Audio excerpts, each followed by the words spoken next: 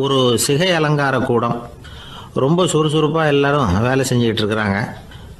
முடி வெட்டிக்க வந்திருக்கிறவங்க நிறைய பேர் எல்லாரும் வரிசையாக உட்காந்துருக்குறாங்க. அந்த சமயத்தில் திடீர்னு கதவை திறந்துக்கிட்டு ஒருத்தர் உள்ளே வர்றார். அவர் ஒரு பெரிய மனிதர். அவரும் முடி வெட்டிக்கிறதுக்காக தான் உள்ளே வந்திருக்கிறார். அவரை பார்த்த உடனே அங்கே வரிசையில் உட்காந்துருந்தவங்க எல்லாரும் எழுந்திரிச்சு அவர்கிட்ட வந்துட்டாங்க. அவரை சுற்றி நின்றுக்கிட்டாங்க. எப்படி இருக்கிறீங்க, நல்லா இருக்கீங்களா அப்படின்னு விசாரிக்க ஆரம்பிச்சிட்டாங்க. எல்லாம் முடிஞ்சதும் வந்தவர் கேட்டார், வரிசையில் கடைசியாக இருக்கிறவர் யார் அப்படின்னு கேட்டார். ஏன்னு கேட்டாங்க. நான் அதுக்கு அடுத்தபடியாக உட்காரணும், அதுக்காக தான் கேட்குறேன் அப்படின்னார். உடனே அங்கே இருந்தவங்கெல்லாம் என்ன சொன்னாங்க தெரியுமா? நீங்கள் வரிசையில் காத்திருக்கக்கூடாது, நீங்கள் அரசாங்கத்தின் தலைவர், உங்களுக்கு நேரம் முக்கியம், அதனால் நீங்கள் முன்னாடி போங்க அப்படின்னு சொன்னாங்க. ஆனால் அதை அவர் கேட்கல. தோழர்களே, உங்களுடைய கருத்துக்கு ரொம்ப நன்றி. எல்லாரும் வரிசையாக தான் வரணும், அதுதான் முறை. வரிசையில் வரணுங்கிற நடைமுறையை நானும் பின்பற்ற விரும்புகிறேன். நாம் எல்லாரும் சமமானவர்கள் அப்படின்னார். இப்படி சொல்லிவிட்டு வரிசையில் கடைசியாக இருந்த ஒரு நாற்காலியில் போய் உட்காந்துக்கிட்டார். தன் சட்டை பையில் இருந்த ஒரு செய்தித்தாளை எடுத்தார், படிக்க ஆரம்பிச்சிட்டார். ஆனால் அங்கே இருந்தவங்களால இதை பார்த்துக்கிட்டு சும்மா இருக்க முடியல. ஒருத்தர் எழுந்திரிச்சு வந்தார். ஐயா, இப்போ என்னுடைய முறை வந்திருக்குது, நான் தான் போக வேண்டிய முறை. உங்களை இங்கே காத்திருக்க வைக்கிறத விட ஒரு 5 ஆண்டுகளுக்கு கூட நான் முடி வெட்டிக்காமே இருந்துட முடியும் அப்படின்னார். அவர் மறுபடியும் சொன்னார், ஐயா, நீங்கள் வரிசை முறையை தாண்டி போக விருப்பப்படல, சரி, ஆனால் என்னுடைய முறையை மாற்றி கொடுக்கறதுக்கு எனக்கு முழு உரிமை இருக்குது. இதுக்கு பதிலாக உங்களுடைய கடைசி இடத்த நான் எடுத்துக்கிறேன், இதை நீங்கள் மறுக்க முடியாதுன்னார். அங்கே இருந்த மற்றவங்களும் இதை ஒரு மனசாக வற்புறுத்த ஆரம்பிச்சிட்டாங்க. அந்த பெரிய மனிதர் பார்த்தார், சரின்னு கடைசியாக ஒத்துக்கிட்டார். அவர் யார் தெரியுமா? அவர் தான் மாவீரர் லெனின். ரஷ்யாவில் கிரெம்ளின் சிகை அலங்கார கூடத்தில் தான் இது நடந்தது. எல்லாரும் இந்நாட்டு மன்னர்கள்னு வாயளவில் பேசுகிறதுல என்ன பிரயோஜனம்? நாம் எல்லாரும் சமங்கிறத நடைமுறையில் கடைபிடிச்சி காட்டினவங்க கொஞ்சம் பேர் தான். அவங்களில் ஒருத்தர் தான் லெனின். வரிசையில் நின்று வர்றதுங்கிறது ஒரு சிறந்த பண்பு, உயர்ந்த பண்பு. இன்றைக்கி பல இடங்களில் அது நமக்கு தேவைப்படுது. ஒரு ரேஷன் கடை வாசல், கடை திறக்கிறதுக்கு முன்னாடியே எல்லாரும் வரிசையில் நின்றுட்டாங்க. கடைசியாக வந்த ஒருத்தர் கியூவில் முன்னாடி போகிறதுக்கு முயற்சி பண்ணுறார். ஏற்கனவே நின்றுட்டு இருக்கிறவங்க அவரை முன்னாடி போகிறதுக்கு விட மாட்டேங்கிறாங்க. கடைசியாக போய் நில்லையா அப்படின்னு எல்லாரும் கத்துறாங்க. அதான் அவர் காதில் வாங்கலை. முண்டி அடிச்சுக்கிட்டு முன்னாடி போகிறதுக்கே முயற்சி பண்ணிகிட்டு இருக்கிறார். எல்லாரும் சேர்ந்து அவரை வலுக்கட்டாயமாக இழுத்து கொண்டாந்து பின்னாடி கொண்டு போய் நிறுத்திவிட்டாங்க. நிறுத்திவிட்டு சொன்னாங்க, அதை பாருப்பா, நாங்கள் இருக்கிற வரைக்கும் நீங்கள் முன்னாடி போய் எதையும் வாங்க முடியாது, தெரிஞ்சுக்கோ அப்படின்னாங்க. இப்போ அந்த ஆள் சொன்னாராம், நான் இங்கே பின்னாடி நிற்கிற வரைக்கும் நீங்களும் எதுவும் வாங்க முடியாது அப்படின்னாராம். ஏன்னு கேட்டிருக்கிறாங்க. நான் தான் அந்த கடையை திறக்க வேண்டிய ஆள் அப்படின்னா. ஒரு ஊரில் ஒரு மன்னன் இருந்தான், கொடுங்கோல் மன்னன். நிறைய தொந்தரவு பண்ணிக்கிட்டு இருந்தான்.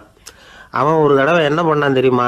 ஒரு தப்பும் பண்ணாத ஒரு இளைஞனை பிடிச்சி ஜெயிலில் அடைச்சுட்டான். அந்த பையனோட சொந்தக்காரங்கள்லாம் ராஜா கிட்ட போனாங்க. அவன் ஒரு தவறும் பண்ணலை, அவனை விடுதலை பண்ணுங்க அப்படின்னு கெஞ்சி கேட்டுக்கிட்டாங்க. மன்னன் யோசனை பண்ணான். அந்த இளைஞனை கூப்பிட்டுக்கிட்டு வர சொன்னான். அவனை கொண்டாந்து ராஜா முன்னாடி நிறுத்தினாங்க. இதை பாருப்பா, உன்னை நான் விடுதலை பண்ணுவேன், ஆனால் ஒரு கண்டிஷன். அந்த நிபந்தனையை நீ நிறைவேற்றினா உனக்கு விடுதலை அப்படின்னா மன்னன். சரின்னு ஒத்துக்கிட்டான் பையன். மன்னன் கண்டிஷன் என்னங்கிறத சொன்னான். உங்ககிட்ட ஒரு செம்மறி ஆட்டை கொடுக்க போகிறேன், 1 மாதத்துக்கு அதுக்கு தேவையான தீனியையும் கொடுக்க போகிறேன். 1 மாதம் கழித்து அந்த ஆட்டை எடை போட்டு பார்ப்பேன். அந்த ஆட்டின் எடை கொஞ்சம் கூட கூடி இருக்கக்கூடாது. எடை கூடி இருந்தால் உனக்கு விடுதலை கிடையாது. என்ன சொல்கிற அப்படின்னா. பையனுக்கு ஒன்றும் புரியல, பயமாக போயிட்டுது. குழம்பிக்கிட்டே நின்றுக்கிட்டு இருக்கிறான். சரி, ஒரு நாள் டைம் தரேன், நல்லா யோசனை பண்ணி பார்த்துட்டு நாளைக்கு உன் முடிவை சொல்லு அப்படின்னா மன்னன். பையன் கவலையோடு வெளியில் வந்தான். அங்கே ஒரு பெரியவர் நின்றுக்கிட்டு இருந்தார். அவர்கிட்ட விஷயத்தை சொன்னான். அந்த பெரியவர் இந்த பையனுக்கு காதோட காதாக ஒரு வழியை சொல்லி கொடுத்தார். அதை கேட்டதும் பையன் மறுபடியும் மன்னன் முன்னாடி நின்னா, உங்கள் நிபந்தனையை ஏற்றுக்கிறேன்னு சொன்னான். மன்னன் ஒரு ஆட்டுக்குட்டியையும் அதுக்கு 1 மாதத்துக்கு தேவைப்படுற தீவனத்தையும் கொடுக்கும்படியாக உத்தரவு போட்டான். கொடுத்தாங்க, ஓடிட்டு போயிட்டான். 1 மாதம் தினமும் தவறாமல் அந்த தீவனத்தை ஆட்டுக்குட்டிக்கு போட்டுக்கிட்டு இருக்கிறான். 1 மாதம் கழித்து அந்த ஆட்டை அரண்மனைக்கு ஓட்டிகிட்டு போனான். மன்னன் அதை எடை போட்டு பார்க்குறான், எடை கூடவே இல்லை, அப்படியே தான் இருக்குது. உடனே போட்ட நிபந்தனைப்படி அந்த இளைஞனை விடுதலை பண்ணிவிட்டான். சரி, ஆட்டுக்கு எடை கூடாமல் இருக்கிறதுக்கு அந்த பெரியவர் சொல்லி கொடுத்த யோசனை என்ன அப்படின்னா, அது வேற ஒன்றும் இல்லை. அந்த ஆட்டுக்கு எதிரில் அது கண்ணில் படுற மாதிரி ஒரு ஓனாயை கட்டி போட சொன்னார். அவ்வளவுதான்.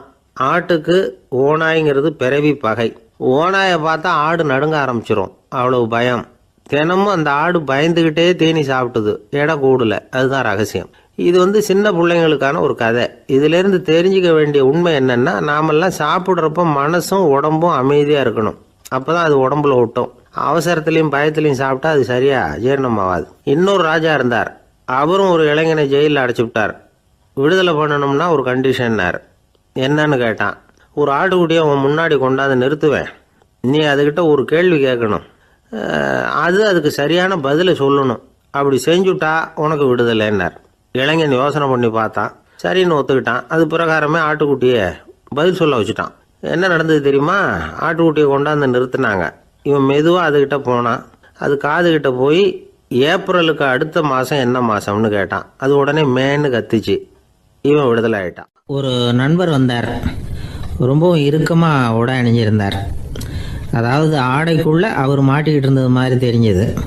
ஏன் துணி குறைச்சலாக எடுத்துட்டீங்களா அப்படின்னு கேட்டோம். இல்லைங்க, எனக்கு எப்போவுமே இறுக்கமாக உடை அணிகிறது தான் பிடிக்கும் அப்படின்னார். ஒருத்தர் எப்படி உடை அணிகிறார் அப்படிங்கிறத வச்சு அந்த ஆள் எப்படிப்பட்டவர் அப்படிங்கிறத கண்டுபிடிச்சிடலாம். உடை அணிகிற விதம் ஒருத்தருடைய மனநிலையை வெளிப்படுத்துதான். இப்போ இறுக்கமான உடை அணிகிறவங்க பொதுவாக மன நிம்மதி இல்லாதவங்களாக இருப்பாங்களாம், கோபக்காரங்களாக இருப்பாங்களாம். ரொம்ப தொலைதொலைப்பாக ஆடை அணிகிறவங்க இருக்கிறாங்கல்ல, அவங்கெல்லாம் அமைதியான ஆளாக இருப்பாங்களாம், சாந்தமாக இருப்பாங்களாம். இவங்கெல்லாம் போராடுறதுக்கு சரியாக வரமாட்டாங்களாம். இப்படி ஒரு கணிப்பு இருக்குது. அதனால தான் போர் வீரர்களுக்கெல்லாம் இறுக்கமான உடையை தான் கொடுக்கறது வழக்கம். ஆனால் சன்னியாசிகளை பாருங்கள், அவங்களுக்கெல்லாம் ரொம்ப தொலை உடைகள் தான். அவங்கெல்லாம் டைட் பேண்ட் போட்டுக்கிட்டு நிற்க மாட்டாங்க சன்னியாசிகள்லாம். அதே மாதிரி சன்னியாசிகள்லாம் காவி உடையை தேர்ந்தெடுக்கிறதுக்கும் காரணம் உண்டு. பல ஆண்டுகள் சோதனை செஞ்சு பார்த்துட்டு தான் சன்னியாசத்துக்கு காவி தான் சரி அப்படின்னு முடிவு பண்ணியிருக்கிறாங்க. இப்போ பௌதீக விஞ்ஞானப்படியும் அதுதான் சரி. அதாவது சூரிய ஒளியில் 7 வண்ணங்கள் உண்டு. ஒரு பொருள் மேலே அது விழும் பொழுது அந்த பொருள் நமக்கு சிவப்பாக தெரிஞ்சதுன்னா அந்த பொருள் சிவப்பை தவிர மற்ற எல்லா நிற கதிர்களையும் உள்வாங்கிக்கிட்டு சிவப்பு நிறத்தை மட்டும் வெளியில் விடுது. அதாவது விலக்கி விடுது. அதனால தான் அந்த பொருள் சிவப்பாக தெரியுது. உடல் ஆரோக்கியத்துக்கு ஓரளவு சிவப்பு தேவைப்படுது. அதனால தான் காவி உடை அணிஞ்சால் சூரிய ஒளி ஓரளவு சிவப்பை விலக்கிவிடும். அதாவது சிவப்பின் பலனும் கிடைக்கும், இந்த சிவப்பின் கெடுதலும் இல்லை அப்படின்னு யோசனை பண்ணாங்க. காவி உதய வேளையின் நிறம். கீழ் வானத்தில் கதிர் உதிக்கிற வேளையில் முதல் ஒளி தோன்றுகிற நேரத்தில் காவி நிறம் தான் கசியும். தியானம் செய்கிறப்போ முதல்ல காணக்கூடிய ஒளி காவி நிறம்தான். தியானத்தின் உச்ச நிலையின் நிறம் நீலம். தியானம் காவி நிறத்தில் ஆரம்பமாகி நீல நிறத்தில் நிறைவடைகிறது அப்படிங்கிறார் ஓஷோ. நீலம் தியான சிகரம், காவி தியான ஆரம்ப குறியீடு, ஒரு சன்னியாசியின் ஆரம்ப தரிசனம் அப்படிங்கிறார் அவர். ஒருத்தர் நாள் பூரா காவி உடைய அணிஞ்சிருந்தா அந்த நிறம் அவருக்கு தியானத்தை பற்றிய நினைவை ஊட்டிக்கிட்டே இருக்கும். இப்படியே ஆடைக்கும் தியானத்துக்கும் இடையில ஒரு தொடர் ஏற்படுது. ஒரு துறவியின் உள்ளார்ந்த பண்பா அது மாறுது. கடை வீதியில் ஒரு பொருள் வாங்க போகிறோம், அது மறந்துடக்கூடாதுங்கிறதுக்காக ஞாபகம் முடிச்சு போட்டுக்கிறோம். அந்த முடிச்சுக்கும் பொருளுக்கும் தொடர்பு இல்லை. ஆனால் கடை வீதிக்கு போன உடனே அந்த முடிச்சு அந்த பொருளை ஞாபகப்படுத்துது. அதாவது அந்த முடிச்சு ஒரு தொடர்பு அம்சமாக அமையுது. அது மாதிரி தான் காவி உடையும். ஒரு துறவி நடக்கும் பொழுது, சாப்பிடும் பொழுது, குளிக்கும் பொழுது அவருடைய காவி உடை அவருக்கு ஞாபகப்படுத்திக்கிட்டே இருக்கும். அது ஒரு நிலைப்படுத்தப்பட்ட நினைவாக ஞாபக முடிச்சாக மாறிடுது. காவி ஆடை இல்லைன்னா ஒருத்தரால் துறவியாக முடியாதுன்னு அர்த்தம் இல்லை. அதே நேரத்தில் காவி ஆடையால் ஒன்றும் பிரயோஜனம் இல்லை, அதில் ஒன்றும் அர்த்தம் இல்லை அப்படின்னு சொல்லிட முடியாது. இதுதான் உண்மை. இவ்வளவு தூரம் காவி ஆடையை பற்றி சொல்கிறதுனால எல்லாரும் சன்னியாசியாக போடுங்க அப்படின்னு நாம் சொல்கிறதாக யாரும் நினச்சிடக்கூடாது. மனசுக்கும் நிறத்துக்கும் உள்ள சம்பந்தத்தை தெரிஞ்சுக்கிறதுக்காக தான் இவ்வளவும். நமக்கு தெரிஞ்ச நண்பர் ஒருத்தர் இருக்கிறார், ஆஃபீஸில் வேலை பார்க்குறவர். ஒவ்வொரு மாதமும் 20ஆம் தேதிக்கு பிறகு அவரை போய் பார்த்தீங்கன்னா காவி உடை அணிஞ்சிக்கிட்டு, கண்ணை மூடிக்கிட்டு, கை ரெண்டையும் விரித்து வச்சுக்கிட்டு தியானத்திலேயே உட்காந்துருப்பார். ஏன் இப்படி பண்ணுறீங்கன்னு கேட்டேன். அதாவது 20ஆம் தேதிக்கு பிறகு என் கையில் ஒரு பைசா கூட கிடையாது, ஒரு சன்னியாசி லெவலில் இருக்கிறேன், என்கிட்ட எதுவும் செலவுக்கு கேட்காத அப்படின்னு என் மனைவிக்கு நான் சூக்காக உணர்த்துறதுக்காக அப்படி உட்காந்துருப்பேன் அப்படின்னு விளக்கம் கொடுக்குறார் அவர். ஊருக்கு வெளியில் அமைதியான ஒரு இடம், அங்கே ஒரு ஆசிரமம், அங்கே ஒரு சாமியார். அவர் தினமும் நல்ல போதனைகள்லாம் செய்வார். பல பேர் போய் அங்கேயே சில நாள் தங்கி இருந்து அவர் சொல்கிற அறிவுரைகளை எல்லாம் கேட்டுக்கிட்டு வர்றது வழக்கம். ஒரு தடவை அவரை பார்த்துட்டு போகிறதுக்காக 3 வெளியூர் தம்பதிகள் வந்தாங்களாம். அந்த மடத்திலேயே சாப்பிட்டுக்கிட்டு தங்கி இருந்து அவங்களுடைய போதனைகளை கேட்டுக்கிட்டு போகணுங்கிறது அவங்க நோக்கம். காலையில் குளிச்சுட்டு பூஜையில் உட்காந்தார் அந்த சுவாமி. இவங்களும் குளிச்சுட்டு அந்த பூஜையை பார்க்கறதுக்காக அவர் முன்னாடி வந்து உட்காந்தாங்க. பூஜை ஆரம்பமாச்சு. சம்பிரதாயப்படி அது ரொம்ப நேரம் நடந்துக்கிட்டே இருக்குது. இவங்களுக்கு நல்ல பசி இருந்தாலும் இந்த நேரத்தில் அதை எப்படி வெளியில் காட்டிக்கிறது? பேசாமல் இருந்தாங்க. அந்த சுவாமி பூஜையை முடித்தார். அதுக்கப்புறம் பேச ஆரம்பித்தார். பேச்சு அருமையாக தான் இருந்தது, அமிர்தமாக தான் இருந்தது. இருந்தாலும் இவங்களுக்கு இருக்கிற வயிற்று பசி அது சரியாக கவனிக்க விடலை. அந்த சுவாமியே இதை கவனிச்சதா தெரியல. இவங்களுக்கு மனசுக்குள்ள ஒரு எண்ணம், உள்ள சாப்பாடு தயாராகிட்டு இருக்கும் போல இருக்கு, இந்த பேச்சு முடிஞ்சது நம்மளை உள்ளே அழைச்சிட்டு போய் சாப்பாடு போடுவாங்கன்னு நினைக்கிறோம் அப்படின்னு இவங்களாம் நினச்சிக்கிட்டாங்க. ஆனால் சுவாமி இதை பற்றி எதுவுமே பேசலை, கண்டுக்கலை. ஒரு அம்மாவால் அதுக்கு மேலே சும்மா இருக்க முடியுமா? முடியல. சாப்பாட்டை கவனிக்கலாமா அப்படின்னு சொல்லி மெதுவாக ஆரம்பித்தாங்க. ஓ கவனிக்கலாமே அப்படின்னு உள்ளே அழைச்சிட்டு போனார் சுவாமி. இவங்க ரொம்ப அவசரமாக எழுந்திருச்சு உள்ளே ஓடினாங்க. அங்கே ஒரு மேஜை மேலே ஒரு கிண்ணம் மூடி இருந்தது. ஓ இதுதான் சாப்பாட்டு மேஜை போல இருக்கு, இங்கே சாப்பாடு வந்துடும் அப்படின்னு நினச்சாங்க. உடனே போய் சுற்றி உட்காந்துக்கிட்டாங்க. சுவாமி அந்த கிண்ணத்தை எடுத்து அந்த அம்மா கிட்ட கொடுத்தார். அவங்க அதை வாங்கி மூடியை திறந்து பார்க்குறாங்க. உள்ளே ஒரு சாவி இருக்குது. ஓ சரிதான், இது சமையலறை சாவி போல இருக்கு, அங்கே போய் அதை திறந்து சாப்பாட்டை நாமே எடுத்துக்கிட்டு வந்து இங்கே வச்சுக்கிட்டு சாப்பிடணும் போல இருக்கு அப்படின்னு நினச்சாங்க. சாவி இருக்கு இல்லையா, வாங்க பூட்டு நிறையா காட்டுறேன் அப்படின்னு சுவாமி அவங்கள அழைச்சிட்டு போனார், காட்டினார். இவங்க அந்த அறையை ரொம்ப ஆவலோடு திறந்தாங்க. உள்ளே பார்த்தா அங்கே அரிசி, பருப்பு, விதவிதமான காய்கறி எல்லாம் இருக்குது. சமையலுக்கு வேண்டிய மிளகாய், எண்ணெய், பால், தயிர், நெய் இப்படி எல்லாமே இருக்குது. அடுப்பு, விறகு, நெருப்பு போட்டி அது கூட அங்கே இருக்குது. சாப்பாடு தயாராக இருக்கும்னு நினச்சிக்கிட்டு போனால் இப்படி இருக்குதே அப்படின்னு சொல்லி அதை பார்த்ததும் ரொம்ப சோர்ந்து போட்டாங்க அவங்க. சுவாமி என்ன இது சாப்பாடு இல்லையா அப்படின்னாங்க. அதுதான் சாப்பாட்டுக்கு வேண்டிய எல்லாம் இங்கே இருக்குதே, அடுப்பு மூட்டி நீங்கள் தான் அவங்கவுங்க ருசிக்கு தகுந்த மாதிரி சமைச்சிக்கணும், இந்த சன்னியாசிக்கு எப்படி சமைக்க தெரியும் அப்படின்னு கேட்டார் சுவாமி. சாப்பாடு தயாராக இருக்கும்னு நாங்கள் எதிர்பார்த்தோம் அப்படின்னாங்க. நீங்கள் இப்படி சொல்லுவீங்கன்னு நானும் எதிர்பார்த்தேன். இது வரைக்கும் நான் எவ்வளவோ தத்துவம்லாம் எடுத்து சொன்னேன். எல்லாத்தையும் விட இதுதான் அனுபவபூர்வமான தத்துவம். ஆண்டவன் நமக்கு நல்ல மனசை கொடுத்துருக்குறான், நல்ல வாய்ப்புகளையும் தந்திருக்கிறான், அதையெல்லாம் பயன்படுத்திக்கக்கூடிய மூளையையும் சிந்தனையையும் கொடுத்துருக்குறான். அதனால் அடுப்பை தான் நீங்கள் மூட்டணும், அடுப்பை நீங்கள் தான் மூட்டணும், உங்களுக்கு உகந்ததை நீங்கள் தான் சமைச்சு ருசித்து அனுபவிக்கணும். ஆண்டவனே அதை செஞ்சிகிட்டு இருக்க மாட்டான் அப்படின்னாராம் அந்த சுவாமி. நம்முடைய வாழ்க்கையில் பல நல்ல பலன்களை பெறறதுக்கு நாம் தான் முயற்சி பண்ணணும். அதுக்குரிய சூழ்நிலையை தான் ஆண்டவன் கொடுப்பானே தவிர அதை விளக்கறதுக்காக தான் அந்த சுவாமி அப்படி செஞ்சு காட்டியிருக்கிறார். இது ஒரு பெரியவர் இப்படி ஒரு விளக்கம் கொடுத்தார். அதுக்கப்புறம் அந்த 3 தம்பதிகளும் தெளிவடைஞ்சுட்டாங்களாம். நாம் தெளிவடைகிறது எப்போங்கிறது தான் தெரியல அப்படின்னு பல பேர் இதை கேட்டுட்டு சொல்லிட்டு இருக்கிறாங்க. இந்த கதையை நம்முடைய நண்பர் ஒருத்தர்கிட்ட சொன்னேன். அந்த நண்பர் ரொம்ப சந்தோஷப்பட்டார். நீங்கள் சொல்கிறது கரெக்டு சார், ஆனால் நான் அதை விட ஒரு படி மேலே சார். எனக்கெல்லாம் அரிசி பருப்பு இருக்கிற ரூம் எதுன்னு கையை காட்டிட்டா போதும், உடனே கிண்ணத்துலேருந்து சாவியை எடுத்து கொடுக்கணுங்கிற அவசியம்லாம் இல்லை எனக்கு. அப்புறம் எப்படி ரூமை திறந்துருவீங்க அப்படின்னு கேட்டேன். பூட்டை உடைச்சி திறந்துருவேன், அதுதான் எனக்கு பழக்கம் அப்படிங்கிறார். வாழ்க்கையில் வெற்றி பெற என்ன வழி? இது ஒரு முக்கியமான கேள்வி. இதுக்கு எல்லாரும் பொதுவாக சொல்கிற ஒரு பதில், உழைச்சா வெற்றி பெறலாம் அப்படிங்கிறது தான். வாழ்க்கையில் வெற்றி பெற உழைப்பு மட்டும் இருந்தால் போதாது, நேர்மையும் வேணும் அப்படிங்கிறார் பால் ஹாஃப்மேன். இவர் யார் தெரியுமா? இவர் ஒரு பெரிய பொருளாதார நிபுணர். 2வது உலகப் போர் முடிஞ்ச சமயம் அப்போ இவர் அமெரிக்காவின் நிதி ஆலோசகராக இருந்தார். தன்னுடைய வாழ்க்கையில் நடந்த பழைய நிகழ்ச்சி ஒன்று அவர் சொன்னார். இளம் வயசில் படித்து முடித்ததும் அவர் வேலை தேடிக்கிட்டு இருந்தாராம். அப்போது ஒரு கால்நடை வைத்தியர்கிட்ட போய் வேலை கேட்டிருக்கார். இவர் அங்கே போன சமயத்தில் அந்த டாக்டர் தன்னுடைய பழைய கார் ஒன்றை விற்பனை செய்யறதுக்காக வேற ஒருத்தர்கிட்ட பேரம் பேசிக்கிட்டு இருந்தார். வாங்க வந்தவர் இவர்கிட்ட அந்த காரை பற்றின விவரம்லாம் கேட்டுக்கிட்டு இருந்தார். கார் நல்ல நிலைமையில் இருக்குமா அப்படிங்கிற கவலை அவருக்கு. எல்லா விவரங்களையும் கேட்டுக்கிட்டு அவர் கடைசியாக சொன்னார், டாக்டர், இந்த காரை நீங்களே என்னுடைய ஊருக்கு ஓட்டிகிட்டு வர வேண்டியது. கார் எந்த ரிப்பேரும் ஆகாமல் என்னுடைய ஊருக்கு சேர்ந்துட்டுதுன்னா அங்கேயே நான் பணம் கொடுத்து இந்த காரை வாங்கிக்கிறேன் அப்படின்னார். நம்ம கார் அவ்வளோ தூரத்துக்கு வழியில் எந்த கோளாறும் இல்லாமல் போய் சேருமா அப்படிங்கிற சந்தேகம் டாக்டருக்கு. அவர் என்ன செஞ்சார் தெரியுமா? தன்கிட்ட வேலை கேட்டு வந்திருந்த இளைஞர் பால் ஹாஃப்மேனை கூப்பிட்டார். அவர்கிட்ட சொன்னார், இதை பாருப்பா, இந்த காரை நீ அவருடைய ஊர் வரைக்கும் நல்லபடியாக ஓட்டிகிட்டு போய் சேர்த்துட்டீன்னா உனக்கு நான் வேலை கொடுத்து விட்றேன். அது மட்டும் இல்லை, காரு விற்கிற தொகையில் கமிஷனும் கொடுக்குறேன், என்ன சம்மதமா அப்படின்னு கேட்டார். ஹாஃப்மேன் யோசனை பண்ணார். அதுக்கப்புறம் சரின்னு சொல்லி சம்மதிச்சார்.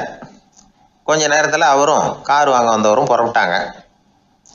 இவர் ரொம்ப சிரமப்பட்டு வழியில் எங்கேயும் நிறுத்தாமல் காரை ரொம்ப சாமர்த்தியமாக ஓட்டிகிட்டு போய் சேர்த்துட்டார்.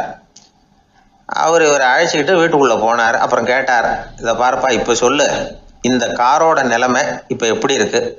உண்மையிலேயே இது நல்ல நிலைமையில் இருக்குதா? உன்னுடைய மனசாட்சிப்படி பதில் சொல் அப்படின்னார். இவரும் உடனே காரு நல்ல நிலைமையில தான் இருக்குது அப்படின்னு சொல்கிறதுக்கு வாயை திறந்தார். அதுக்குள்ளே பார்வை எதிரில் உள்ள சுவர் மேலே பட்டுது. அங்கே இயேசுநாதர் படம் ஒன்று மாட்டியிருந்தாங்க. அதுக்கு அடியில் எழுதியிருந்த வாசகம் என்னன்னா, நீ பேசும் ஒவ்வொரு வார்த்தையையும் இயேசு கவனித்து கொண்டிருக்கிறார் அப்படின்னு இருந்தது. அந்த வரிகளை பார்த்தார். உடனே காரு சரியில்லை அப்படிங்கிற உண்மையை சொல்லிவிட்டார். இவர் இப்படி சொன்னதும் இவரை ரொம்ப ஆச்சரியமாக பார்த்தார். இவர்கிட்ட இருந்த நேர்மை அவரை சிந்திக்க வச்சது. உன்னுடைய நேர்மையை பாராட்டுறேன், உனக்கு கமிஷன் கிடைக்கணுங்கிறதுக்காகவே நான் இந்த காரை வாங்கிக்கிறேன்னார். இப்போ அவர் திகைச்சு போய் நின்னார். மறுபடியும் அவர் சொன்னார், நீ காரை ஓட்டிகிட்டு வரும்பொழுதே உன்னுடைய திறமையை பார்த்தேன், உனக்கு விருப்பம் இருந்தால் நீ என்கிட்டயே வேலைக்கு சேர்ந்துடலாம் அப்படின்னார். பால் ஹாஃப்மேன் அவர்கிட்ட வேலைக்கு சேர்ந்தார். படிப்படியாக முன்னேறினார். கடைசியில் பார்த்தீங்கன்னா அமெரிக்காவினுடைய நிதி ஆலோசகராக ஆனார். அதுக்கப்புறம் அவர் அந்த பழைய சம்பவத்தை எப்பவும் மறக்கிறதில்ல, அடிக்கடி சொல்கிறது உண்டு. அதனால் இதிலேருந்து நாம் தெரிஞ்சுக்க வேண்டியது என்னென்னா, வாழ்க்கையில் முன்னுக்கு வரணும்னா உழைப்பு மட்டும் போதாது, நேர்மையும் வேணும். ஆனால் இந்த காலத்தில் சிலருடைய நேர்மை நமக்கு ஆச்சரியமாக கூட இருக்கும். ஒருத்தர் புஸ்தக கடை வச்சுருந்தார். ரொம்ப நேரமாக தேடி ஒரு புத்தகத்தை கையில் எடுத்தார். அதுக்கு பில் போட சொன்னார். அந்த புத்தக கடைக்கு வந்த இன்னொருத்தர் பில் போடுறவர், சார் இந்த புத்தகம் மகா அறுவை, மகா மட்டம், இது வேணாம் உங்களுக்கு, வேற ஏதாவது ஒன்று பாருங்கன்னார். புத்தக கடை வச்சிருக்கிறவரே இப்படி சொன்னார். வாங்க வந்தவர் இவர் ஆச்சரியமாக பார்த்தார். உங்கள் நேர்மையை பாராட்டுறேன், அது சரி, இந்த புத்தகத்தை ஏற்கனவே நீங்கள் படித்து பார்த்துட்டீங்களான்னு கேட்டார். அதை படித்து வேறு பார்க்கணுமான்னார். அப்புறம் எப்படி இது மகா மட்டம்னு சொல்கிறீங்க அப்படின்னார். அதை எழுதினவனே நான் தான் சார் அப்படின்னார் அவர். இது ஒரு விதமான நேர்மை, நேர்மையை ஒத்துக்கிறது. எப்படி இருந்தாலும் வாழ்க்கையில் உழைப்பும் நேர்மையும் உயர்வதற்கு வழிகள்.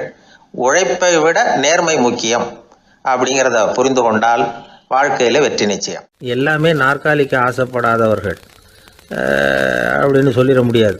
ஏன்னா நிறைய பேர் நாற்காலிக்கு ஆசைப்படுறவங்கள நாம் பார்க்குறோம். உட்கார்றதுக்கு ஒரு நாற்காலி கிடைச்சிடாதா, அதோட ஒரு கால் உடஞ்சி முக்காலியாக இருந்தாலும் பரவாயில்ல, ஒரு மாதிரியாக அனுசரித்து உட்காந்துக்கலாம் அப்படின்னு அலையிறவங்க எத்தனை பேர்? இந்த காலத்தில் மட்டும்தான் அப்படின்னு இல்லை, அந்த காலத்துலேயும் இதே மாதிரி ஆசைகள் சபலங்கள் இருந்திருக்கும் போல இருக்குது. பரமசிவன் வசிஷ்டருக்கு ஒரு விசேஷமான ஆசனத்தை கொடுத்துருந்தாராம். சரி, அப்படி என்ன அதில் விசேஷம்னா, வசிஷ்டர் ஒரு குறிப்பிட்ட இடத்துக்கு போகணும்னு நினச்சி புறப்படுறாருன்னு வச்சுக்கோங்க. அவருக்கு முன்னாடியே இந்த ஆசனம் புறப்பட்டுரும். போய் ஒரு வசதியான இடமா பார்த்து இருந்துக்கும். வசிஷ்டர் போவார். அங்கே போனதும் எங்கே உட்காரலாம்ங்கிற இட பிரச்சனையெல்லாம் அவருக்கு ஏற்படுறதில்ல. அதுதான் இவருடைய இருக்கை அங்கே முன்னாடியே போய் காத்துக்கிட்டு இருக்குதே. நேராக போவார், அதில் உட்காந்துக்குவார். மற்ற முனிவர்கள்லாம் இதை பார்த்தாங்க. அவங்களுக்கு பொறாமையாக இருந்துதான். எல்லோரும் ஒரு இடத்துல கூடி இதை பற்றி பேசியிருக்கிறாங்க. என்ன இது, நாமளும் அவரை மாதிரி தானே இருக்கிறோம், இருந்தாலும் நமக்கும் அது மாதிரி ஒரு ஆசனம் கிடைக்கலையே அப்படின்னு யோசனை பண்ணியிருக்காங்க. சரி, நேராக பரமசிவன்கிட்டே போவோம், இதை பற்றி கேட்போம் அப்படின்னு நினச்சிக்கிட்டு போனாங்களாம். பரமசிவனை பார்த்துருக்குறாங்க. ஐயா, நாங்களும் முனிவர்கள் தானே, வசிஷ்டர் பண்ணுறது மாதிரி நாங்களும் உங்களை குறித்து கடும் தவம் பண்ணிக்கிட்டு தானே இருக்கிறோம். அப்படி இருக்கும் பொழுது அவருக்கு மட்டும் ஏன் இந்த விசேஷ சலுகை அப்படின்னு கேட்டிருக்காங்க. அதுக்கு பரமசிவன் சொன்னாராம், முனிவர்களே, உங்கள் கேள்விக்கு நான் பதில் சொல்கிறேன், ஆனால் அதுக்கு முன்னாடி நீங்கள் ஒரு காரியம் பண்ணணும்னாராம். என்ன செய்யணும் சொல்லுங்கன்றிருக்காங்க. நீங்கள் ஒவ்வொருத்தரும் தனித்தனியாக போய் உங்களை விட உயர்ந்த ஒருத்தரை தேடி கண்டுபிடிச்சி அவருக்கு அதிதி பூஜை பண்ணி அவரை ஒரு மண்டலத்துக்குள்ளே என்கிட்ட அழைச்சிட்டு வந்துருங்க அப்படின்னாராம். சரின்னு எல்லாரும் புறப்பட்டுருக்காங்க. அவங்க போனதுக்கப்புறம் நந்தி தேவனை அழைச்சி வசிஷ்டரை கூப்பிட்டுக்கிட்டு வர சொன்னாராம். அவர் வந்தார். வணங்கினார். வசிஷ்டரே, இன்னையிலேருந்து ஒரு மண்டலத்துக்குள்ளே உங்களை விட தாழ்ந்தவர் ஒருத்தர் தேடி கண்டுபிடிச்சி அவருக்கு அதிதி பூஜை பண்ணி அவரை என்கிட்ட கூப்பிட்டுட்டு வாங்கன்னு விட்டார். சரின்னு இவரும் புறப்பட்டு போயிட்டார். கொஞ்ச நாள் ஆச்சு. முனிவர்கள்லாம் திரும்பி வந்தாங்க. பரமசிவன் முன்னாடி வந்து நின்னாங்க. ஐயா, எவ்வளவோ தேடி பார்த்துட்டோம், எங்களை விட உயர்ந்தவர்கள் யாருமே கிடைக்கல அப்படின்னாங்களாம். வசிஷ்டரும் வந்து சேர்ந்தார். ஐயா, எவ்வளவோ தேடி பார்த்தேன், என்னை விட தாழ்ந்தவர் யாருமே கிடைக்கல அப்படின்னாராம். அவரே தொடர்ந்து சொன்னார், என்னுடைய மனைவி எனக்கு அடங்கினவ தானே, அவளுக்காவது அதிதி பூஜை பண்ணி அழைச்சிட்டு வந்துடலாமான்னு யோசித்து பார்த்தேன். என்னோட மனசு அதுக்கும் இடம் கொடுக்கல. ஏன்னா அவளோட பதி விரதத்துக்கு முன்னாடி நாம் ஏமாத்திரம் அப்படின்னு யோசித்து பார்த்தேன். அதனால் அந்த எண்ணத்தையும் கைவிட்டுட்டேன் அப்படின்னு ரொம்ப வருத்தத்தோடு சொன்னாராம். இதை கேட்ட உடனே மற்ற முனிவர்களுக்கு வெக்கமாக போச்சு. இந்த உலகத்தில் நம்மளை விட மேலானவங்க யாருமே இல்லைன்னு நாம் நினைச்சோம். வசிஷ்டரோ தன்னை விட தாழ்வானவங்க யாருமே இல்லைன்னு நினைக்கிறார். பரமசிவன் ஏன் அந்த ஆசனத்தை அவருக்கு மட்டும் கொடுத்தார் அப்படிங்கிற கேள்விக்கான பதில் அவங்களுக்கு கிடச்சிட்டு தான். இந்த காலத்தில் நாம் எப்படி நினைக்கிறோம்னா, எல்லாரும் நம்மளை விட மட்டமானவங்கன்னு நினைக்கிறோம். அதனால் நாம் மட்டும் நாற்காலியில் உட்காந்தா போதும் அப்படின்னு நினைக்கிறோம். ஏமாந்து போனவங்க சந்தர்ப்பம் பார்த்து காலை வாரி விட்டுறாங்க, கீழே விழுந்து காலை உடச்சிக்கிறோம். அதுதான் இன்றைக்கி நடக்கிறது. ஒரு அம்மா தன்னோட வீட்டுக்காரரை ஒரு மனோதத்துவ டாக்டர்கிட்ட அழைச்சிட்டு போனாங்களாம். என்ன ப்ராப்ளம்னு கேட்டிருக்கார் டாக்டர். எங்கள் வீட்டுக்காரர் அடிக்கடி நாற்காலியில் உட்காந்து காலை உடச்சிக்கிறார் அப்படின்னாங்களாம். அப்படின்னா அந்த நாற்காலியில் தான் ஏதோ கோளாறு அப்படின்னாரான் டாக்டர். அப்படி இருக்க முடியாது டாக்டர் அப்படின்னாங்களாம் அந்த அம்மா. அது எப்படி அவ்வளோ உறுதியாக சொல்கிறீங்கன்னு கேட்டிருக்கார் அந்த டாக்டர்.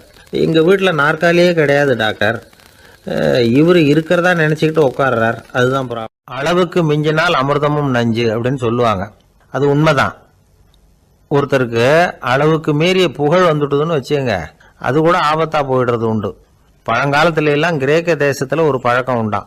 அதாவது யாராவது ஒருத்தரை நாடு கடத்தணும்னா அதுக்கு ஒரு வழி உண்டு. அதாவது ஒருத்தரை நாடு கடத்தணும்னு மக்கள் விரும்புகிறாங்கன்னு வச்சுங்களேன், அவர் பேரை ஒரு மண்பாண்ட ஓட்டுச்சில்லில் எழுதி அதை ஒரு குறிப்பிட்ட பொது இடத்துல போட்டுற வேண்டியது, அவ்வளவுதான்.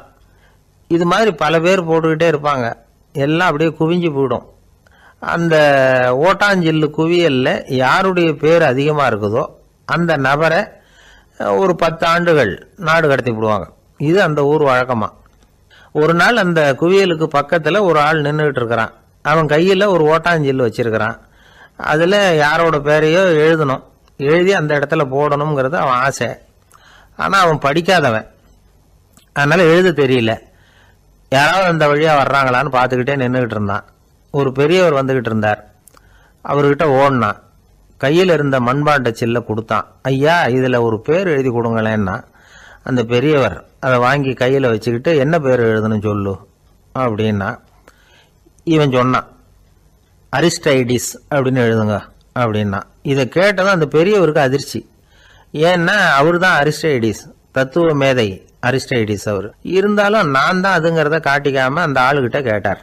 அது சரிப்பா, அரிஸ்டைடிஸ்ங்கிற பேரை எழுத சொல்ற, அவர் உனக்கு என்ன கெடுதல் பண்ணார், அவர் பேரை இதில் எழுத சொல்றிய அப்படின்னு கேட்டிருக்கார்.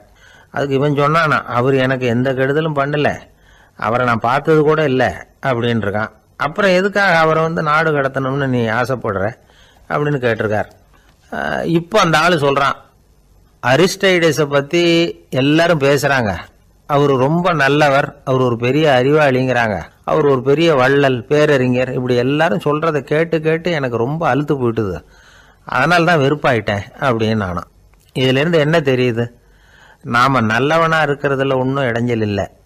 ஆனால் நம்மளை நல்லவன் நல்லவன் எல்லாரும் சொல்ல ஆரம்பிச்சிட்டாங்கன்னு வச்சுக்கோங்க, அப்போ இடைஞ்சல் ஆரம்பம்னு அர்த்தம். எதுவுமே அளவுக்கு மிஞ்சி போகாமல் பார்த்துக்க வேண்டியது ரொம்ப அவசியம். அளவுக்கு அதிகமாக ஆசைப்படாதவங்களில் ஆப்ரஹாம் லிங்கனும் ஒருத்தரான். அவர் ஒரு தடவை தன்னுடைய நண்பர்கள்கிட்ட பேசிக்கிட்டு இருந்தாராம். ஒருத்தர் கேட்டிருக்கார், ஒரு மனுஷனுக்கு கால்கள் எவ்வளோ உயரம் இருக்கணும் அப்படின்னு கேட்டாராம். இதுக்கு ஆப்ரஹாம் லிங்கன் சொன்னாராம், அது என்ன, இடுப்புலேருந்து தரையை தொடுற அளவுக்கு உயரம் இருந்தால் போதும் அப்படின்னாராம். என்னுடைய நண்பர் ஒருத்தர், அவருக்கு ஜாதகத்தில் நம்பிக்கை உண்டு, அவரே ஜோசியம்லாம் பார்ப்பார். என்ன சார் இந்த காலத்தில் இதையெல்லாம் நம்பிக்கிட்டு இருக்கீங்களே அப்படின்னு கேட்டால், உங்களுக்கு ஒன்றும் தெரியாது சார், இந்த உலகத்தில் ஒவ்வொருத்தரும் அவங்கவங்க செய்கிற நல்லது கெட்டதுக்கு தகுந்த பலனை அனுபவிச்சே தீரணும் பார். அது மட்டும் இல்லை, ஒருத்தன் செத்துட்டா கூட அவன் செஞ்ச பாவ புண்ணியங்கள் கூடவே போய்கிட்டு இருக்கும் பார். அது எப்படி கூட போவோம் அப்படின்னு குதர்க்கமாக கேட்டால் அதுக்கு அவர் ஒரு கதை சொன்னார். அது ரொம்ப சுவாரஸ்யமாக இருந்தது. அது என்ன கதைன்னா, ஒரு ஊரில் ஒருத்தர் இருந்தாராம். அவர் ஜோசியம் பார்க்குறதுல ரொம்ப கெட்டிக்காரரான். ஒருத்தருடைய தலைமுடியை மட்டும் அவர்கிட்ட காட்டினா போதும், அதை மட்டும் பார்த்துட்டு அவருடைய ஜாதகத்தையே அலசி விடுவாராம். அப்பேற்பட்ட திறமை. அந்த ஆள் ஒரு சமயம் கன்னியாகுமரி கடற்கரைக்கு போயிருந்திருக்கார். அங்கே கரை ஓரமாக ஒரு மண்டை ஓடு கிடந்திருக்கு. அதை எடுத்து பார்த்துருக்கார். அந்த மண்டை ஓட்டை வச்சுக்கிட்டே அதோட ஜாதகத்தை அலசியிருக்கார். இந்த மண்டை ஓட்டுக்கு உரிய ஆசாமி வாழ்க்கையில் ரொம்ப கஷ்டப்பட்டிருக்கணும், நிறைய கஷ்டத்தை அனுபவிச்சிருக்கணும். அது தாங்க முடியாமல் தான் கடலில் விழுந்து தற்கொலை பண்ணிட்டு இருக்கான் அப்படிங்கிறத அவர் கணிச்சுட்டார். இருந்தாலும் இந்த மண்டை ஓடு இன்னமும் அனுபவிக்க வேண்டியது பாக்கி இருக்கு அப்படிங்கிறத அவர் உணர்ந்தாராம். அது சரி, ஒருத்தன் உயிரோடு இருக்கிற வரைக்கும் நல்லது கெட்டதை அனுபவிக்க முடியும், செத்ததுக்கு அப்புறமும் பாக்கி இருக்குன்னா அதை எப்படி அனுபவிக்கிறது? இந்த மண்டை ஓட்டுக்கு இன்னும் கொஞ்சம் பாக்கி இருக்குங்கிறது அவருக்கு புரிஞ்சதே தவிர அதோட அர்த்தம் என்னங்கிறது சரியாக விளங்கலை. சரி, இதை இன்னும் கொஞ்சம் விவரமாக ஆராய்ச்சி பண்ணுவோம் அப்படின்னு நினச்சிக்கிட்டு அதை தன்னுடைய வீட்டுக்கு எடுத்துகிட்டு போயிட்டார். அந்த மண்டை ஓட்டை ஒரு பெட்டியில் வச்சு பூட்டினார். தன்னுடைய தனி அறையில் அதை பத்திரமா வச்சுக்கிட்டார். தினமும் ராத்திரி ஆனதும் தன்னுடைய மனைவியை பார்த்து, நீ போய் பூஜை அறையில் தனியாக படுத்துக்க அப்படின்னு சொல்லிவிட்டு தினம் ராத்திரி 12 மணிக்கு பெட்டியை திறந்து அவர் பார்ப்பார். மண்டை ஓடு அப்படியே இருந்தது தவிர இன்னும் கொஞ்சம் பாக்கி இருக்குங்கிறதுக்கு அர்த்தம் அவருக்கு விளங்கலை. அந்த மண்டை ஓட்டுக்கு இன்னும் என்ன பாக்கி இருக்க போகுது? எப்படியோ ஒரு 10 நாள் போச்சு. அந்த வீட்டம்மாவுக்கு சந்தேகம் வந்துட்டுது. நம்ம வீட்டுக்காரரு நம்மளை தனியாக ஏன் தூங்க சொல்கிறார் அப்படிங்கிற சந்தேகம். உடனே பக்கத்து வீட்டு அம்மா கிட்ட விஷயத்தை சொல்லியிருக்கிறாங்க. அந்த அம்மா உடனே, நீ கவலைப்படாத, நான் கண்டுபிடிச்சி சொல்கிறேன் அப்படின்னு சொல்லிவிட்டாங்களாம். அன்னைக்கு ராத்திரியே ஜன்னல் வழியாக எட்டி பார்த்துருக்குறாங்க. இந்த ஆள் மண்டை ஓட்டை கையில் வச்சுக்கிட்டு அது திருப்பி திருப்பி பார்த்துக்கிட்டு இருக்கிறான். அதை பார்த்துட்டாங்க. மறுநாள் காலையில் அவரோட மனைவியை பார்த்தாங்க. ஏம்மா, உன் வீட்டுக்காரருக்கு நீ முதல் மனைவியா 2வது மனைவியா அப்படின்னு கேட்டாங்களாம். எனக்கு தெரிஞ்ச வரைக்கும் நான் ஒருத்தி தான் அவருடைய மனைவி அப்படின்னாங்களாம் அவங்க. அப்படி இல்லை, நீ அவருக்கு 2வது மனைவி. முதல் மனைவியின் மண்டை ஓட்டை தான் அவர் தினமும் ராத்திரியில் எடுத்து பார்த்துக்கிட்டு இருக்கிறார் அப்படின்னாங்க அடுத்த வீட்டு அம்மா. அப்படியா விஷயம் அப்படின்னு சொல்லிவிட்டு கணவன் வீட்டில் இல்லாத நேரமாக பார்த்து அந்த மண்டை ஓட்டை எடுத்து கொண்டாந்து ஒரு உரல்ல போட்டு உலக்கையால் குத்தி நொறுக்க ஆரம்பிச்சிட்டாங்க. வெளியில் போயிருந்த அந்த ஆள் அப்போ தான் உள்ளே நுழைஞ்சார். மண்டை ஓடு உலக்கை கிட்ட குத்து வாங்கிட்டு இருக்கு. அது அனுபவிக்க வேண்டியது இன்னும் கொஞ்சம் பாக்கி இருக்குங்கிறதுக்கு அர்த்தம் எனக்கு இப்போ தான் புரிஞ்சுது அப்படின்னாராம் அவர்.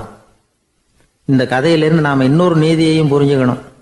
அதாவது நம்ம வீட்டை பற்றி நமக்கு புரியாததெல்லாம் அடுத்த வீட்டுக்கு. ஒரு ஊரில் ஒரு ராஜா இருந்தார். பெரிய அரண்மனையில் தான் இருக்கிறார். எல்லா வசதியும் இருந்தது. இருந்தாலும் அவர் எல்லாரும் சொல்கிறது எப்படி தெரியுமா? பிச்சைக்கார ராஜா. அப்படி ஒரு பேர் அவருக்கு நிலைச்சி போச்சு. ஜனங்களும் சரி, மற்ற தேசங்களில் உள்ளவங்களும் சரி, அவர் அந்த பேர் சொல்லியே குறிப்பிடுறது வழக்கமாக போட்டுது. இது அவருக்கு ரொம்ப கவலையாக போச்சு. என்ன இது, நம்மளை தேடி வர்றவங்களுக்கெல்லாம் நாம் சோறு போடுறோம், நம்ம புகழ்ந்து பாடல் ஏற்றி கொண்டு வர்ற புலவர்களுக்கெல்லாம் அவங்க எப்படி வந்தாலும் ஒருவேளை சோறு போடணுங்கிறது உத்தரவு. இவ்வளவுலாம் செஞ்சும் நம்மளை போய் பிச்சைக்கார ராஜான்னு எல்லாரும் சொல்கிறாங்களே, அது ஏன், எதுக்காக அப்படி சொல்கிறாங்க? இதுதான் ராஜாவுக்கு குழப்பம். சரி, இதை பற்றி நம்ம அமைச்சர்கள்கிட்ட கேட்கலாமா அப்படின்னு யோசனை பண்ணார். இந்த விஷயத்தை போய் அவங்ககிட்ட எப்படி கேட்கறதுன்னு அவருக்கு தயக்கமாக இருந்தது. கௌரவ குறைச்சலாக தெரிஞ்சுது அவருக்கு. சரி, சாதாரண குடிமக்கள்கிட்ட இதை பற்றி கேட்கலாமா அப்படின்னு யோசனை பண்ணார். கேட்கலாம், ஆனால் அவங்க யாரும் ராஜா முன்னாடி வந்து நின்று தைரியமாக பேசக்கூடிய அளவுக்கு இல்லை. ராஜாவோட குழப்பம் நாளுக்கு நாள் அதிகமாக போச்சு. கடைசியாக அவர் ஒரு முடிவுக்கு வந்தார். அதாவது இதை பற்றி ஒரு பிச்சைக்காரங்கிட்டே கேட்டு பார்த்துட்டா என்ன. இதுதான் அவர் பண்ண முடிவு. உடனே மாறு வேஷம் போட்டுக்கிட்டு நகர்வலம் போனார். ஒரு பிச்சைக்காரனை கண்டுபிடிச்சார். இதை பாருப்பா, நம்ம ராஜாவை எல்லாரும் பிச்சைக்கார ராஜான்னே சொல்கிறாங்களே, அதுக்கு என்ன காரணமாக இருக்கும் அப்படின்னு கேட்டார். அதுக்கு அவன் சொல்கிறான், இதுக்கான பதிலை இன்னும் ஒரு 30 நாளில் சொல்கிறேன் அப்படின்னா. உடனே இவருக்கு சந்தோஷம். உண்மையை அவங்ககிட்ட சொன்னார். நான் வேற யாரும் இல்லை, நான் தான் இந்த நாட்டு ராஜா. இப்போ நீ என் கூடவே வந்துடு, அரண்மனையிலேயே தங்கிக்கோ. 30 நாள் கழித்து எனக்கு பதில் சொல்லிவிட்டு அதுக்கப்புறமா நீ போகலாம் அப்படின்னு சொல்லி அழைச்சிட்டு வந்துட்டார். அரண்மனையில் ஒரு மூலையில் அவன் தங்கறதுக்கு இடம் கொடுத்தார். தினம் 2 வேளையும் இவனுக்கு சோறு போடுங்க அப்படின்னு உத்தரவு போட்டார். ராஜா கொடுத்த இடத்துல போய் உக்காந்துக்கிட்டான் அந்த பிச்சைக்காரன். தினமும் அந்த அரண்மனையில் நடக்கிறதையெல்லாம் கவனிச்சிக்கிட்டு வந்தான். வேளைக்கு சாப்பாடு வரும், சாப்பிட்டுக்கிட்டு இருக்கான். இப்படி 30 நாள் முடிஞ்சுது. ராஜா வந்தார். என்னோட கேள்விக்கு பதில் என்னன்னு கண்டுபிடிச்சிட்டியான்னார். கண்டுபிடிச்சிட்டேன்னா. என்ன எல்லாரும் பிச்சைக்கார ராஜான்னு சொல்றாங்களே, அது நியாயமா படுதா உனக்குன்னு கேட்டார். நியாயமா தான் படுது, சந்தேகம் இல்லாம நீங்க பிச்சைக்கார ராஜா தான். என்னதான் நீங்க வசதியோடவும் படைபலத்தோடவும் இருந்தா கூட நீங்க எங்க வர்க்கத்தை சேர்ந்த ஆசாமி தான் அப்படின்னு அடிச்சு சொல்லிவிட்டான் அந்த ஆள். எதனால் அப்படி சொல்றேன்னு கேட்டார் இவர். அரசே, ஒரு உண்மையை கண்டுபிடிச்சி சொல்றதா நான் உங்ககிட்ட சொன்னேன். நீங்க ராஜ பரம்பரைன்னா உடனே உங்க கழுத்துல கிடக்கிற முத்து மாலையை கழட்டி பரிசா கொடுத்துருப்பீங்க, பொண்ணையும் மணியையும் கொடுத்துருப்பீங்க. ஆனா நீங்க அப்படி செய்யல. என்ன ஒரு மூலையில உட்கார வச்சு 2 வேளை சோறு போட சொன்னீங்க. உங்களை தேடி யார் வந்தாலும், யார் பாராட்டி பேசினாலும் அல்லது பிரச்சனைகளை சொன்னாலும் நீங்க செய்யற ஒரே காரியம் சோறு போடுறது தான். பிச்சைக்காரனுக்கு சோறு மட்டும்தான் உலகம். உங்க விஷயத்திலையும் நீங்க அப்படித்தான் நினைக்கிறதாக தெரியுது. நல்லா கவனிங்க. எந்த ஒரு பிரச்சனைக்கும் சோறு தான் முடிவுன்னு நினைக்கிறீங்க பாருங்க. நீங்க சந்தேகமில்லாத எங்களை சேர்ந்த ஆளுதான் அப்படின்னு விட்டான் அந்த பிச்சைக்காரன். அதுக்கப்புறம் தான் அந்த ராஜா தன்னுடைய தவறுகளை எல்லாம் தேர்த்திக்கிட்டாராம். பசின்னு வர்றவங்களுக்கு சோறு தான் போடணும், அது தப்பு இல்லை. பாராட்ட வர்றவங்களுக்கெல்லாம் சோத்தையே போட்டு அனுப்புனா இப்படிதான் பேர் வரும். எனக்கு தெரிஞ்ச ஒருத்தர் தினமும் யாராவது ஒருத்தரை தன் வீட்டுக்கு அழைச்சிட்டு போவார், சாப்பாடு போட்டு அனுப்புவார். முன்னறிவிப்பு இல்லாம திடீர்னு ஒரு விருந்தாளியோட வீட்டில் போய் இவர் நிக்கிறது வழக்கம். அந்த அம்மாவும் இவருக்காக தயார் பண்ணி வச்சிருந்ததை இவர் அழைச்சிட்டு வந்திருக்கிற விருந்தாளிக்கு போட்டுருவாங்க. விருந்தாளி சாப்பிட்டுட்டு போனதுக்கு அப்புறம் இவர் மனைவி கிட்ட உனக்கு சிரமம் வேணாம் அப்படின்னு சொல்லிவிட்டு பக்கத்துல உள்ள ஒரு ஹோட்டலுக்கு போய் காசு கொடுத்து சாப்பிட்டுட்டு வந்துருவாரு. பல நாள் இப்படி நடக்கும். ஒரு நாள் அவரை தனியா கூப்பிட்டுக்கிட்டு போய் ஏன் இப்படி பண்றீங்கன்னு கேட்டோம். அதுக்கு அவர் சொல்றாரு, எங்க வீட்டு சாப்பாட்டுல இருந்து தப்பிக்கிறதுக்கு எனக்கு வேற வழி எதுவும் தெரியல சார், அதனாலதான் இப்படி பண்ணிட்டு இருக்கிறேன் அப்படின்னார். ரொம்ப பரிதாபமா. இப்பெல்லாம் நம்ம ஊர்ல மாமியார் மருமகள் ஒருத்தர் நல்லா புரிஞ்சுக்கிட்டு நல்ல விதமா தான் இருக்கிறாங்க பல இடத்துல. அதனால நான் இப்ப சொல்ல போற கதையை கேட்டுவிட்டு இந்த காலத்துல அவ்வளவு மோசமா யாரு சார் நடந்துக்கிறாங்க அப்படின்னு கேட்டு யாரும் சண்டைக்கு வரக்கூடாது. இன்னொரு உண்மையையும் சொல்லிவிடுறேன். அதாவது இந்த கதையை நமக்கு எழுதி அனுப்பி இருக்கிறதே கொஞ்ச நாள்ல மருமகளாகவும் அதுக்கப்புறம் கொஞ்ச காலத்துல மாமியாராகவும் ஆக போற ஒரு நேயர் தான். சரி, இந்த கதைக்கு வருவோம். அதாவது ஒரு சின்ன குடும்பம், அந்த வீட்டில் மாமியார் ஆட்சி, அவங்க வச்சது தான் சட்டம். பிள்ளையாண்டான் எப்படின்னா அம்மா சொல்கிறதையும் கேட்டுக்குவான், மனைவி சொல்கிறதையும் கேட்டுக்குவான், நமக்கு என்னத்துக்கு வம்புங்கிற டைப்பு. மருமகள் பேரில் குறை கண்டுபிடிக்கிறதுலேயே அந்த மாமியாருக்கு ஒரு சுவாரஸ்யம். சின்ன சின்ன விஷயத்துல எல்லாம் குத்தம் கண்டுபிடிச்சிக்கிட்டே இருக்கிறாங்க. பொதுவாக எல்லாரும் எப்படின்னா ஏதாவது ஒரு காரணத்துக்காக சண்டை போட்டுக்கிட்டு இருப்பாங்க. அந்த அம்மா எப்படின்னா ஏதாவது ஒரு சண்டையை போடுறதுக்காக காரணத்தை தேடிக்கிட்டு இருப்பாங்க. அப்படி ஒரு மனசு. அந்த மருமக பொண்ணு பாவம் பயந்து பயந்து ஒவ்வொரு காரியமும் செஞ்சுக்கிட்டு வந்தது. இப்படியே பல வருஷம் ஓடி போட்டுது. அந்த மாமியாருக்கும் ரொம்ப வயசாயிட்டுது. இருந்தாலும் அந்த பழைய சுபாவம் மட்டும் மாறவே இல்லை. திடீர்னு ஒரு நாள் பக்கவாதம் வந்து அந்த அம்மாவுக்கு ஒரு பக்கம் கை கால் இழுத்துக்கிட்டுது. வாய் சுத்தமாக பேச முடியாமல் போயிட்டுது. சத்தம் மட்டும் வரும். ஒரு பக்கத்து கை காலை அசைக்க முடியும். பேசுறதெல்லாம் கையால் தான், அதாவது கை சைகையால். இப்படிப்பட்ட நிலைமையில கூட அந்த பொண்ணு தண்ணியோ பாலோ இவங்க எதிரில் கொண்டாந்து வச்சா அதை வேணும்னே தட்டி விட்டுட்டு ஒம்பு வளர்க்கறது. அதுக்கப்புறம் அந்த பொண்ணு தரையை சுத்தப்படுத்தும்ல, அதை பார்த்து ரசிக்கிறது. இருந்தாலும் அந்த பொண்ணு இதையெல்லாம் பெருசுப்படுத்தாமல் ரொம்ப பொறுமையாக தான் இருந்தது. ஒரு நாள் வீட்டில் வச்சுருந்த பாலை பூனை குடிச்சிட்டு போயிட்டுது. வயசான காலத்தில் இந்த அம்மா பால் இல்லாமல் கஷ்டப்படுவாங்களே அப்படின்னு நினச்சி பக்கத்து வீட்டில் போய் கொஞ்சம் பால் வாங்கிட்டு காய்ச்சி மாமியார் முன்னாடி கொண்டாந்து வச்சுது அந்த பொண்ணு. வழக்கம் போல் அந்த அம்மா பாலை தட்டி விட்டுட்டாங்க. இதை அந்த மருமக பொண்ணு கவனிச்சுட்டுது. இவ்வளவு நாள் பொறுமையாக இருந்த அந்த மருமகளுக்கு இன்னைக்கு இதை பார்த்து தான் அசாத்திய கோபம் வந்துட்டுது. கதவுக்கு பக்கத்தில் சாத்தி வச்சிருந்த உலக்கையை எடுத்து மாமியார் தலையில் போட, அது குறி தவறி கழுத்தில் பட, அந்த அம்மா கழுத்தை பிடிச்சிக்கிட்டு ஊன்னு கத்த, இந்த பொண்ணு ஒன்றும் அலட்டிக்காமல் உலக்கையை எடுத்து மறுபடியும் கதவு பக்கம் சாத்தி வச்சுட்டு அது பாட்டுக்கு நடந்து போயிட்டுது. இருந்தாலும் மனசுக்குள்ளே லேசாக ஒரு பயம். கணவன் வீட்டுக்கு வந்ததும் என்ன விஷயம்னு கேட்டால் எப்படி சமாளிக்கிறது. அன்னைக்குன்னு பார்த்து ரொம்ப நேரம் கழித்து வீடு சேர்ந்தான் கணவன். உடனே அந்த அம்மா புகார் பண்ண ஆரம்பிச்சுட்டுது. பேச்சு தான் வராத. அதனால் ஒரு பக்கத்து கையால் சைகை காட்டுது. கதவுக்கு பக்கத்தில் இருந்த உலக்க பக்கமாக கையை நீட்டி காட்டி, அப்படியே அந்த கையை தன் கழுத்துக்கு பின்பக்கமாக சுற்றி காட்டி, நாக்கை வெளியில் நீட்டி நடந்த விஷயத்தை புரிய வைக்கிறதுக்கு முயற்சி பண்ணுது. இவனுக்கு ஒன்றும் புரியல. என்ன சொல்கிறாங்க அம்மா அப்படின்னு மனைவிகிட்ட கேட்குறான். அதுக்கு அந்த பொண்ணு ரொம்ப புத்திசாலித்தனமா, என்னங்க உங்கள் அம்மா சொல்கிறது உங்களுக்கு இன்னும் புரியலையா? அவங்க உங்களை பார்த்து என்ன சொல்கிறாங்கன்னா, ஏன்டா உலக்க மாதிரி நிற்கிற, சாக போகிற எனக்கு சங்கிலி எதுக்கு, என் கழுத்தில் கிடக்கிற இந்த சங்கிலியை கழட்டி என் மருமக கழுத்தில் போடுறா அப்படின்னு சொல்கிறாங்க அப்படின்னு தான். ஓ அப்படியா விஷயம்னு சொல்லி அம்மா கழுத்தில் இருந்த சங்கிலியை எடுத்து மனைவி கழுத்தில் போட்டுட்டு, அம்மா உன் விருப்பப்படியே போட்டாச்சு, இனிமேலாவது நிம்மதியாக படுத்து தூங்கு அப்படின்னு சொல்லிவிட்டு உள்ளே போயிட்டான். பார்த்தீங்களா கதையை? அதனால தான் மாமியார்கள் சைகை காட்டுறதுன்னா கூட இனிமேல் ஜாக்கிரதையாக இருக்கணும். 2 பேர் சுவாரஸ்யமாக பேசிகிட்டு இருக்கிறப்போ குறுக்க புகுந்து தொந்தரவு பண்ணுறதுக்குன்னே சில பேர் இருப்பாங்க. அது ரொம்ப இடைஞ்சலாக இருக்கும். இதே மாதிரி மின்காந்தம் கூட குறுக்க புகுந்து தொந்தரவு பண்ணும். கடைசியில் அது ஒரு பெரிய இடைஞ்சலில் கொண்டாந்து விட்டுரும். சில வீடுகளில் கேபிள் கனெக்ஷன் இல்லாமல் சில தனியார் டிவி காட்சிகள் தெரியும். அதுக்கு என்ன காரணம்னா இந்த மின்காந்த குறுக்கீடு தான் காரணம். இதைத்தான் சுருக்கமாக இஎம்ஐ அப்படின்னு சொல்கிறாங்க. அதாவது எலக்ட்ரோ மேக்னெட்டிக் இன்டர்ஃபியரன்ஸ்.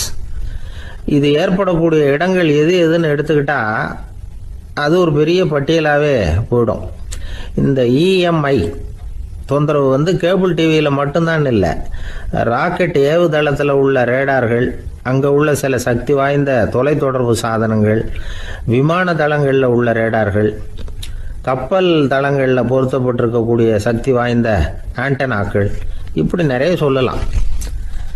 காவல் நிலையங்களில் பயன்படுத்தப்படுகிற வயர்லெஸ் தொடர்பு சாதனங்கள் கூட ஓரளவுக்கு இந்த மின்காந்த அலைகளை வெளியிடும். நம்ம வீட்டில் உட்காந்துக்கிட்டு ரேடியோ கேட்டுக்கிட்டு இருப்போம் அல்லது டிவி பார்த்துக்கிட்டு இருப்போம்.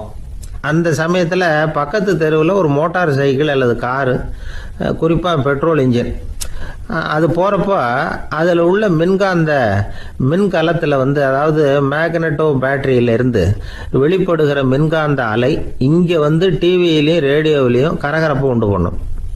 சரி, இது பெருசாக என்ன இடைஞ்சலை உண்டு பண்ணிட போகுது அப்படின்னு நாம் அலட்சியமாக நினைக்கலாம். வயசானவங்களுக்கு மறதி நோயின்னு ஒன்று வரும்ல, அல்ஷமீர், அதாவது மூளையில் உள்ள செல்கள் செயலிழந்து போயிடுறது. அது செய்ய வேண்டிய வேலையை மறந்துடும். மனைவியே எதிரில் நின்னா கூட உன்னை எங்கேயோ பார்த்தது மாதிரி தெரியுதே அப்படின்னு சொல்லிட்டு இருப்பாங்க. அப்படி ஒரு மறதி. இந்த விசித்திரமான நோய்க்கு இதுவரைக்கும் மருந்தே இல்லைன்னு வேற சொல்கிறாங்க. இந்த மைக்ரோ ஓவன் அப்படின்னு சொல்லக்கூடிய சமையல் அடுப்புகள் கூட மின்காந்த அலைகளை வெளியிடுது. சமயத்தில் சில தொழிற்சாலைகளில் கூட பெரிய விபத்துக்களை இந்த இஎம்ஐ உண்டு பண்ணிவிடும். இதை பற்றி தீவிரமாக சிந்திக்க ஆரம்பித்ததே ஒரு விபத்துக்கு பிறகு தான். அமெரிக்காவுக்கும் வியட்நாமுக்கும் இடையில் போர் நடந்தது. அந்த சமயம் அமெரிக்காவுக்கு சொந்தமான விமானம் தாங்கி கப்பல் ஒன்று வியட்நாமை தாக்கிறதுக்கு தயாராக ஏவுகணைகளோட கடலில் நிறுத்தி வைக்கப்பட்டிருந்தது. தற்செயலாக அந்த பகுதியில் கப்பல் தொலைத்தொடர்பு பகுதிக்கு அருகில் ஊடுருவிய இந்த சக்தி வாய்ந்த ரேடியோ அலைகள் ஏவுகணையில் இருந்த மின்னணு சர்க்கியூட்டை பூர்த்தி செஞ்சு வச்சுட்டுது. அவ்வளவுதான், ஏவுகணை அங்கேயே வெடித்து சிதறி போச்சு. 130 பேர் அந்த இடத்துலயே உடல் கருகி செத்து போட்டாங்க. ஏகப்பட்ட பொருள்கள் நாசம். இந்த விபத்துக்கான காரணம் என்னங்கிறத உடனடியாக யாராலையும் கண்டுபிடிக்க முடியல. ரொம்பவும் கடுமையாக முயற்சி பண்ணி கடைசியாக கண்டுபிடிச்சாங்க, இது இந்த இஎம்ஐ வேலை தான் அப்படின்னு. மின்னணு தொலைபேசிகள் இருக்கு, இதில் பேசும்பொழுது நம்ம காதை அதாவது செவியை ஊடுருவக்கூடிய மின்காந்த அலையானது மூளைக்கு போய் அங்கே மூளை கட்டிகளை உருவாக்க ஊக்கம் கொடுக்குது அப்படின்னு வேற கண்டுபிடிச்சிருக்கிறாங்க. இந்த இஎம்ஐ ரொம்ப குறைஞ்ச மின்காந்த அழுத்தத்தில் நமக்கு எந்த பாதிப்பையும் ஏற்படுத்துறதில்லை. மின்காந்த அலைகள் அழுத்தத்தோடு இருக்கிற இடங்களில் ரொம்ப நேரம் இருந்தோம்னா நம்ம உடம்பின் வெப்பநிலை 2 டிகிரி செல்சியஸ் வரைக்கும் அதிகரிக்குதாம்.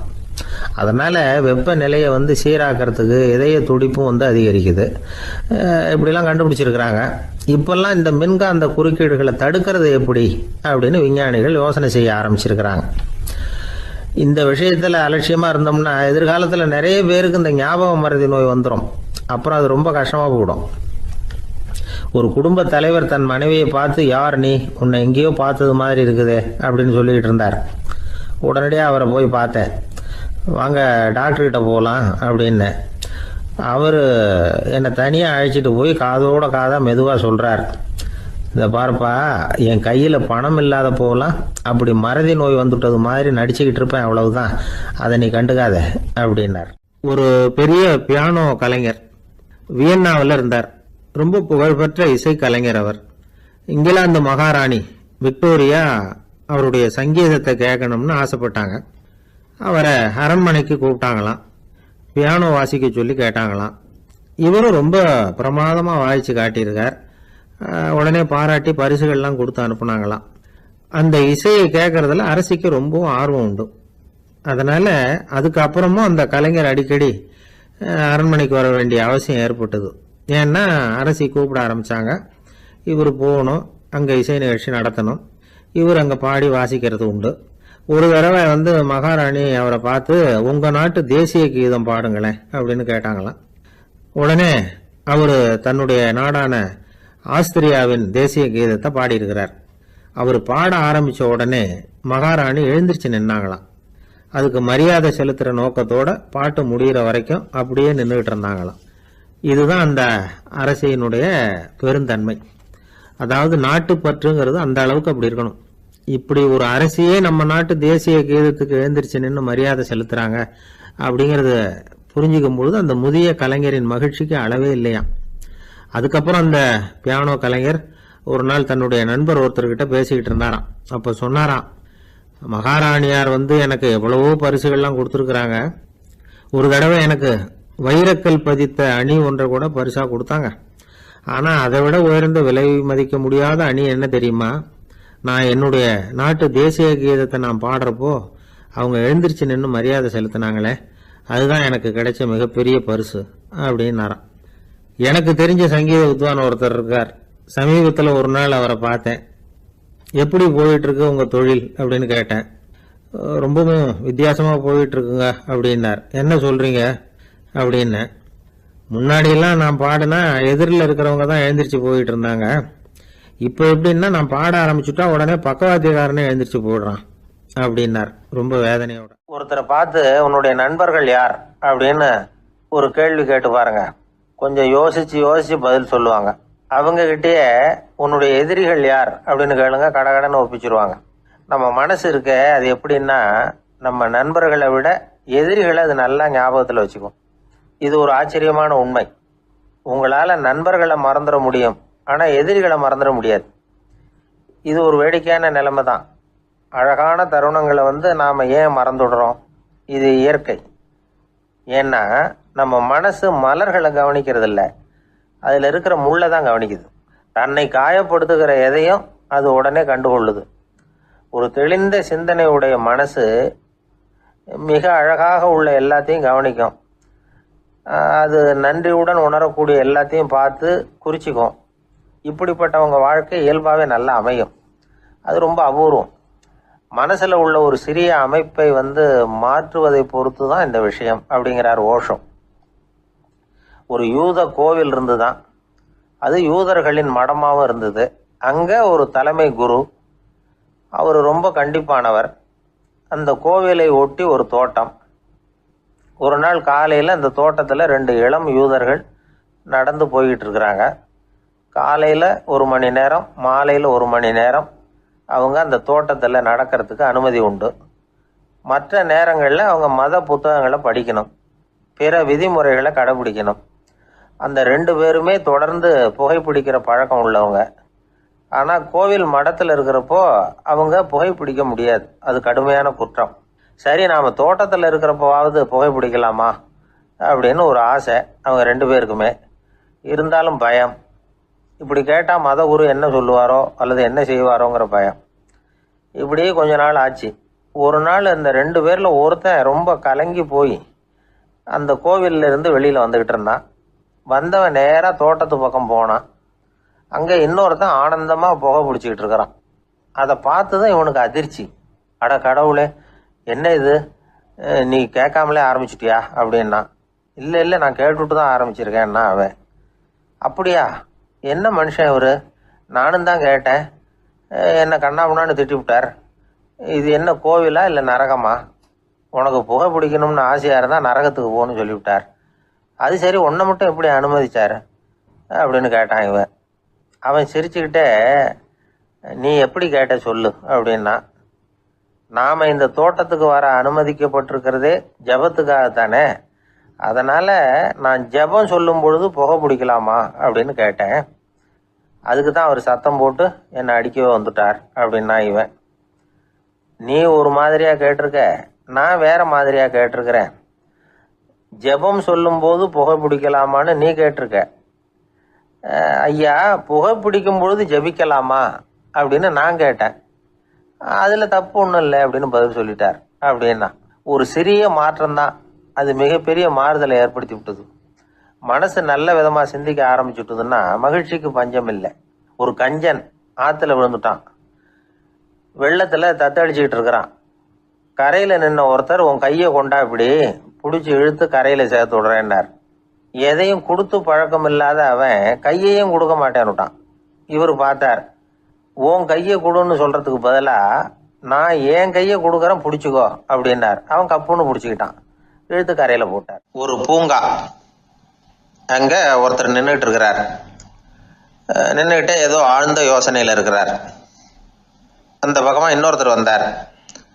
இவரை கவனிச்சார். என்ன யோசனைன்னு கேட்டார். எப்படி எழுந்திருக்கிறதுன்னு யோசனை பண்ணிகிட்டு இருக்கிறேன்னார் அவர். கேட்டவருக்கு ஒரு மாதிரி ஆயிட்டுது. ஏற்கனவே நின்றுக்கிட்டு இருக்கிற ஒருத்தர் எப்படி எழுந்திரிச்சு நிற்கிறதுன்னு யோசிக்கிறாருன்னா அது ஆச்சரியம் தானே. அதுக்கப்புறம் இவர் யோசிக்க ஆரம்பித்தார், என்ன இவர் இப்படி பேசுகிறாரு அப்படின்னு. கீழே விழுந்தால் தானே எழுந்திரிச்சு நிற்க முடியும். அதனால் எழுந்திருக்கணும்னு நினைக்கிறவங்க முதல்ல கீழே விழணும். இவர் முதல்ல கீழே விழணும், அதுக்கப்புறம் தான் எழுந்திருக்கிறது எப்படின்னு சிந்திக்க முடியும். இந்த உலகத்தில் எல்லாருமே கீழே விழுந்து எழுந்தவர்கள் தான். இப்போ இந்த குழந்தை பருவத்தில் கீழே விழாமல் நடைபயில கற்றுக்கிட்டவங்க யாராவது உண்டா? சின்ன வயசில் ஒரு தடவை கூட கீழே விழலை சார், அப்படியே பிறந்தார் வளர்ந்தார் பெரியவர் ஆயிட்டார் அப்படின்னு யாரையும் சொல்ல முடியாது. அதனால் மனுஷங்கிறவன் விழுந்து புரண்டு எழுந்து தான் நடக்க கற்றுக்கிறான். ஒரு உண்மையை நாம் எல்லாரும் புரிஞ்சுக்கணும். இந்த உலகத்தில் தவறு செய்யாத மனிதர்களே யாரும் கிடையாது. அப்படி இருக்கிறப்போ எப்போதாவது நாம் தவறு பண்ணிவிட்டோம்னா அதுக்காக மனசு உடஞ்சி போயிடக்கூடாது, வாழ்க்கையில் வெறுப்பு வந்துடக்கூடாது. ஒரு தவறு நடந்துவிட்டுதா அதுக்காக மனசு உடஞ்சி போடாதீங்க, அதை ஒரு பாடமாக எடுத்துக்கங்க. அதே தவறு மறுபடியும் நடக்காமல் வேணும்னா பார்த்துக்கலாம், அது போதும். தடைக்கல்ல படிக்கெல்லாம் மாற்றிக்கணும், இதுதான் இதில் முக்கியம். ஒரு அலுவலகம், அங்கே ஒரு அதிகாரி, அவர் உயர்ந்த பதவியில் இருந்தார், சிறந்த நிர்வாகின்னு பேர் வாங்கினவர். அவர் தனக்கு கீழே வேலை செய்கிறவங்க கிட்டெல்லாம் சொல்லுவாராம், இந்த நிறுவனத்தில் நீங்கள் எத்தனை தடவை வேணும்னாலும் தவறுகள் செய்யலாம், ஆனால் ஒரே விஷயம் என்னென்னா ஒரே தவறை மறுபடியும் செய்யக்கூடாது, அது முக்கியம் அப்படின்பாராம். இதை மேம்போக்காக பார்த்தா அவர் ஏதோ தன்னுடைய ஊழியர்களை தவறு செய்ய தூண்டுறது மாதிரி தெரியும். ஆனால் உண்மை அப்படி இல்லை. இன்னைக்கு என்ன நடக்குது தெரியுமா? அநேகமாக எல்லா மனிதர்களுமே ஒரே தவறை தான் மறுபடியும் மறுபடியும் செய்கிறாங்க. விளையாட்டு வீரர்கள் ஒரே மாதிரியான தவறுகளை திரும்ப திரும்ப செய்கிறது உண்டு. கணக்கு எழுதுகிறவங்கள பாருங்கள், ஒரே தப்பை மறுபடியும் மறுபடியும் செய்வாங்க. அலுவலகம் வருகிறவர்களை கவனிங்க, ஒரு நாள் தாமதமாக வந்தால் பரவாயில்ல, தினமும் தாமதமாக வருவாங்க. இது மாதிரி செய்த தவறையே திரும்ப திரும்ப செய்கிறதுக்கு என்ன காரணம் அப்படின்னா சோம்பல், ஞாபக மறதி, கவனக்குறைவு, தன்னுடைய திறமை பேரில் அளவுக்கு மீறிய நம்பிக்கை, இப்படி இதில் ஏதாவது ஒரு காரணமாக இருக்கலாம் அப்படிங்கிறாங்க இது பற்றி ஆய்வு செய்கிற வல்லுநர்கள். ஒரு தடவை செஞ்ச தவிர மறுபடியும் செய்கிறது இல்லைன்னு முடிவு செஞ்சுக்கிட்டு அதை செயல்படுத்த கற்றுக்கணும், அது போதும், வாழ்க்கை வெற்றிகரமாக அமையும் அப்படிங்கிறாங்க அந்த அனுபவசாலிகள். அதனால் வெற்றிகரமாக வாழ்க்கையில் நடைபோட விரும்பும் இளைஞர்கள் தவிர்க்க வேண்டியது என்னென்னா, முதல்ல சோம்பலை தவிருங்கள், சுறுசுறுப்பாக இயங்குங்கள் அப்படிங்கிறது அவங்க அறிவுரை. ரெண்டாவது ஞாபக மறதி, எந்த செயல்லையும் ஈடுபாடு வேணும், அக்கறை வேணும். மூணாவது கவனக்குறைவு, எதையும் அலட்சியப்படுத்தக்கூடாது. நாலாவது என்னால் முடியாது, எதுவுமே கிடையாது அப்படிங்கிற அளவுக்கு மீறிய நம்பிக்கை, அது ஆபத்தில் கொண்டு போய் விட்டுரும். அதனால் முதல் தவறு உங்களுக்கு ஒரு பாடமாக அமையணும். ஒரு மனிதர் அவர் தன்னுடைய 2 காதுலையும் கட்டு போட்டுக்கிட்டு வந்தார். அவருடைய நண்பர் அதை கவனிச்சுட்டார். என்ன சார் ஆச்சு, 2 காதுலையும் கட்டு போட்டுருக்கீங்களே அப்படின்னு விசாரிச்சார். ஒன்றுமில்லை சார், வீட்டில் ரொம்ப ஆர்வமாக டிவியில் கிரிக்கெட் மேட்ச் பார்த்துக்கிட்டு இருந்தேன். அப்போது என்னுடைய மனைவி துணிகளுக்கு அயர்ன் பண்ணிக்கிட்டு இருந்தாங்க. அயர்ன் பாக்ஸை அப்படியே வச்சுட்டு அடுப்பங்கரைக்கு போயிட்டாங்க. அந்த சமயம் பார்த்து டெலிஃபோன் பண்ணி அடிச்சுது. அவசரமாக ஓடி போய் அதை எடுத்து காதில் வச்சேன். அப்போ தான் தெரியும் அது அயர்ன் பாக்ஸுங்கிற விஷயம். சூடாக இருந்ததா, சுட்டு விட்டுது அப்படின்னார். 1 காது சரி சார், 2 காதும் ஏன் அப்படி ஆச்சு அப்படின்னு கேட்டார். அதே ஆள் மறுபடியும் ஃபோன் பண்ணா சார் அப்படின்னார் இவர். எவ்வளோ தூரம் யோசிச்சிருப்பார் பாருங்க. அதனால் ஒரு தவறு மறுபடியும் நடக்கக்கூடாது. முதல் தவறு உங்களுக்கு ஒரு பாடமாக அமையட்டும் அப்படிங்கிறது தான் இதிலிருந்து நாம் தெரிந்து கொள்ள வேண்டிய கருத்து. அதனால் தவறுகள் அதெல்லாம் தடைக்கெல்லாம் நினைக்க வேண்டாம், படிக்கெல்லாம் நினைப்போம். அப்படி நினைச்சோம்னா வாழ்க்கையில் வெற்றி நிச்சயம். ஒரு ராஜா இருந்தார். அவர் ஒரு பெரிய கோயில் கட்டினார். பல ஊர்களிலிருந்து சிற்பிகள்லாம் கொண்டுகிட்டு வந்தார். அழகழகா சிற்பங்களை செய்ய சொன்னார். ஊர்ல உள்ள ஜனங்களும் கோயில் கட்டுறதுக்கு அவங்களால முடிஞ்ச உதவியை செஞ்சாங்க. ராத்திரி பகலா வேலை நடக்குது. கோயில் கொஞ்சம் கொஞ்சமா வசந்துகிட்டே வந்துட்டுது. அந்த ஊர்ல ஒரு வயசான அம்மா இருந்தாங்க, ரொம்ப ஏழை. அவங்களுக்கு மனசுக்குள்ள ஒரு உறுத்தல், இந்த ஊர்ல எல்லாரும் இந்த கோவில் கட்டுறதுக்கு அவங்களால முடிஞ்ச உதவியை பண்ணிட்டு இருக்கிறாங்க, நம்மளால ஒன்றும் பண்ண முடியலையே அப்படின்னு நினைச்சு கவலைப்பட்டாங்க. அவங்களுக்கு மனசு கேட்கல, ஏதாவது செய்யணும் நம்மளால முடிஞ்சது அப்படின்னு யோசனை பண்ணாங்க. நல்ல வெயில் நேரத்துல சிற்பிகள்லாம் ரொம்ப சிரமப்பட்டு சிலை வடிச்சுக்கிட்டு இருக்கிறாங்கல்ல, அவங்களுக்கு அந்த நேரம் தாகம் எடுக்குமே. அதனால சிரமப்பட்டு ஒரு குடத்துல தண்ணி எடுத்துக்கிட்டு அதை இடுப்புல வச்சுக்கிட்டு மெதுவா கொண்டுகிட்டு அங்க போறது அப்படின்னு முடிவு பண்ணிட்டு அந்த அம்மா போச்சு. அங்க போய் வேலை செய்யறவங்களுக்கு தாகம் எடுக்கிற போலாம் ஒரு கோவலையில தண்ணியை எடுத்து கொடுத்துக்கிட்டு இருக்கிறது. இப்படியே பண்ண ஆரம்பிச்சுட்டு அந்த அம்மா. ஏதோ அந்த அம்மாவால முடிஞ்ச ஒரு சின்ன உதவி அது. இப்படி கொஞ்சம் கொஞ்சமா வேலை நடந்தது. கோபுரம் வசந்தது, எல்லா வேலையும் முடிஞ்சது. இனிமே கடைசியா கற்ப கிரகத்தின் மேல விமானம் அமைக்க வேண்டியதுதான் பாக்கி. அந்த வேலையும் ஆரம்பமாச்சு. அந்த சிற்பிகள்லயே அனுபவசாலியான ஒருத்தர் இந்த அம்மாவை தேடிட்டு வந்தார். பாட்டி, உங்ககிட்ட இருக்கிற ஏதாவது ஒரு பொருளை கொடுங்க, அந்த விமானத்துல வைக்கலாம் அப்படின்னு நாங்க நினைக்கிறோம் அப்படின்னார். இந்த அம்மாவுக்கு ஒன்றும் புரியல. ஏதாவது இருந்தாவில கொடுக்கலாம், எதுவும் இல்லையே, என்ன பண்றது யோசனை பண்ணாங்க. இத பாருப்பா, என்கிட்ட என்ன இருக்கு, இந்த வாசப்படியில கிடக்குது, இந்த கல்லு தான் இருக்குது, வேணும்னா இத எடுத்துட்டு போங்க அப்படின்னாங்க. உடனே அந்த கல்லை பேத்து எடுத்துட்டு போயிட்டாங்க அவங்க. அங்க போய் பார்த்தா என்ன ஆச்சரியம், அந்த விமானத்து உச்சியில கலசங்களை அமைக்கிறதுக்கான பிரம்ம எந்திரத்தை மூடுற கருங்கல் ஒண்ணு தேவையா இருந்தது. இவங்க எடுத்துட்டு போன கல்லு அதுக்கு ரொம்ப பொருத்தமா அமைஞ்சு போச்சு. ஏதோ அதுக்காகவே அளவெடுத்து செஞ்சது மாதிரி அமைஞ்சுட்டுது. அந்த கல்லையே அங்க அப்படியே பதிச்சுட்டாங்க. ஒரு வழியா கோவிலை கட்டி முடிச்சாங்க. அடுத்தது கும்பாபிஷேகம், அதுவும் ரொம்ப சிறப்பா கோலாகலமா நடந்து முடிஞ்சது. இவ்வளவையும் பார்த்த அந்த ராஜாவுக்கு மனசுக்குள்ள ரொம்ப பெருமையா இருந்தது. இவ்வளவு பெருசா இந்த கோவில் உருவாகிறதுக்கும் இவ்வளவு சிறப்பா இந்த விழா நடக்கிறதுக்கும் நாம தானே காரணம் அப்படின்னு மனசுக்குள்ள நினைச்சுக்கிட்டார். இப்படி நினைச்சுக்கிட்டே அன்னைக்கு ராத்திரி அரண்மனையில படுத்து தூங்கினார். உடனே ஒரு கனவு. ஆண்டவனே அந்த ராஜாவோட கனவுல வந்தார். ராஜா ஆண்டவனை வணங்கினார். இறைவா, உங்களுக்காக நான் கட்டி இருக்கிற கோவில் எப்படி இருக்குது, நல்லா இருக்குதா அப்படின்னு கேட்டார் ராஜா. அதுக்கு இறைவன் சொன்ன பதில் என்ன தெரியுமா, நீ கட்டின கோவில்ல அந்த கிழவியோட நிழல்ல நான் சுகமா இருக்கிறேன் அப்படின்னாராம். இப்படி சொல்லிவிட்டு கடவுள் மறைஞ்சுட்டார். கனவு கலைஞ்சுது. ராஜா விசாரிச்சார், யார் அந்த கிழவி அப்படின்னு. எல்லாரும் விவரத்தை சொன்னாங்க. அப்பதான் ராஜா நினைச்சு பார்த்தார், இந்த கோவிலை நானே கட்டினதாக ரொம்ப பெருமைப்பட்டுக்கிட்டேன். ஆனா அந்த வயசான அம்மா வீட்டு வாசல்ல கிடந்த கல்லு அது இறைவனுக்கு சுகமான நிழல் கொடுக்கறதாக சொல்றாரு அப்படிங்கறத எண்ணி பார்த்தார். நான்கிற எண்ணம் நழுவி போயிட்டுதான். கோபுரம் எவ்வளவு பெருசுங்கிறது முக்கியம் இல்ல, குணம் எவ்வளவு பெருசுங்கிறது தான் முக்கியம். அந்த வயசான அம்மா நம்ம நாட்டுல வாழறதுதான் நமக்கு உண்மையான பெருமை அப்படின்னு நினைச்சாராம் ராஜா. இந்த காலத்திலயும் ஒரு ஊர்ல ஒரு கோவில் கட்டினாங்க. எல்லா ஜனங்களும் அவங்களால முடிஞ்சதை செஞ்சாங்க. நம்மால் ஒருத்தன் அந்த திருப்பணி குழு தலைவரை போய் பார்த்தான். நான் ஏதாவது ஒத்துழைக்கணுமா ஐயா அப்படின்னு ரொம்ப பணிவா கேட்டான். திருப்பணி குழு தலைவர் சொன்னார், இத பாருப்பா, இந்த கோவில் கட்டி முடிக்கிற வரைக்கும் உன்னுடைய ஒத்துழைப்பு எதுவும் தேவையில்லை. கட்டி முடிச்சு கும்பாபிஷேகம் ஆனதுக்கு அப்புறம் தான் உன்னுடைய ஒத்துழைப்பு ரொம்ப அவசியம் அப்படின்னார். அதுக்கப்புறம் நான் என்ன செய்யணும் சொல்லுங்கன்னா, இவன் இந்த சாமி சிலைய நீ திருடிட்டு போகாம இருக்கணும், அவ்வளவுதான் அப்படின்னாராம். ஒரு பல்கலைக்கழகம் அங்கே ஒரு இலக்கிய பேராசிரியர், அவர் பாடம் நடத்திக்கிட்டு இருந்தார். ராபர்ட் ப்ரௌனிங் எழுதிய கவிதைகளை பற்றி சொல்லிகிட்டு இருக்கிறார். மாணவர்களும் ரொம்ப அக்கறையாக அதை கேட்டுக்கிட்டு இருக்கிறாங்க. ஒரு குறிப்பிட்ட கவிதையை பற்றி சொல்லும் பொழுது அந்த பேராசிரியருக்கே ஒரு சந்தேகம்.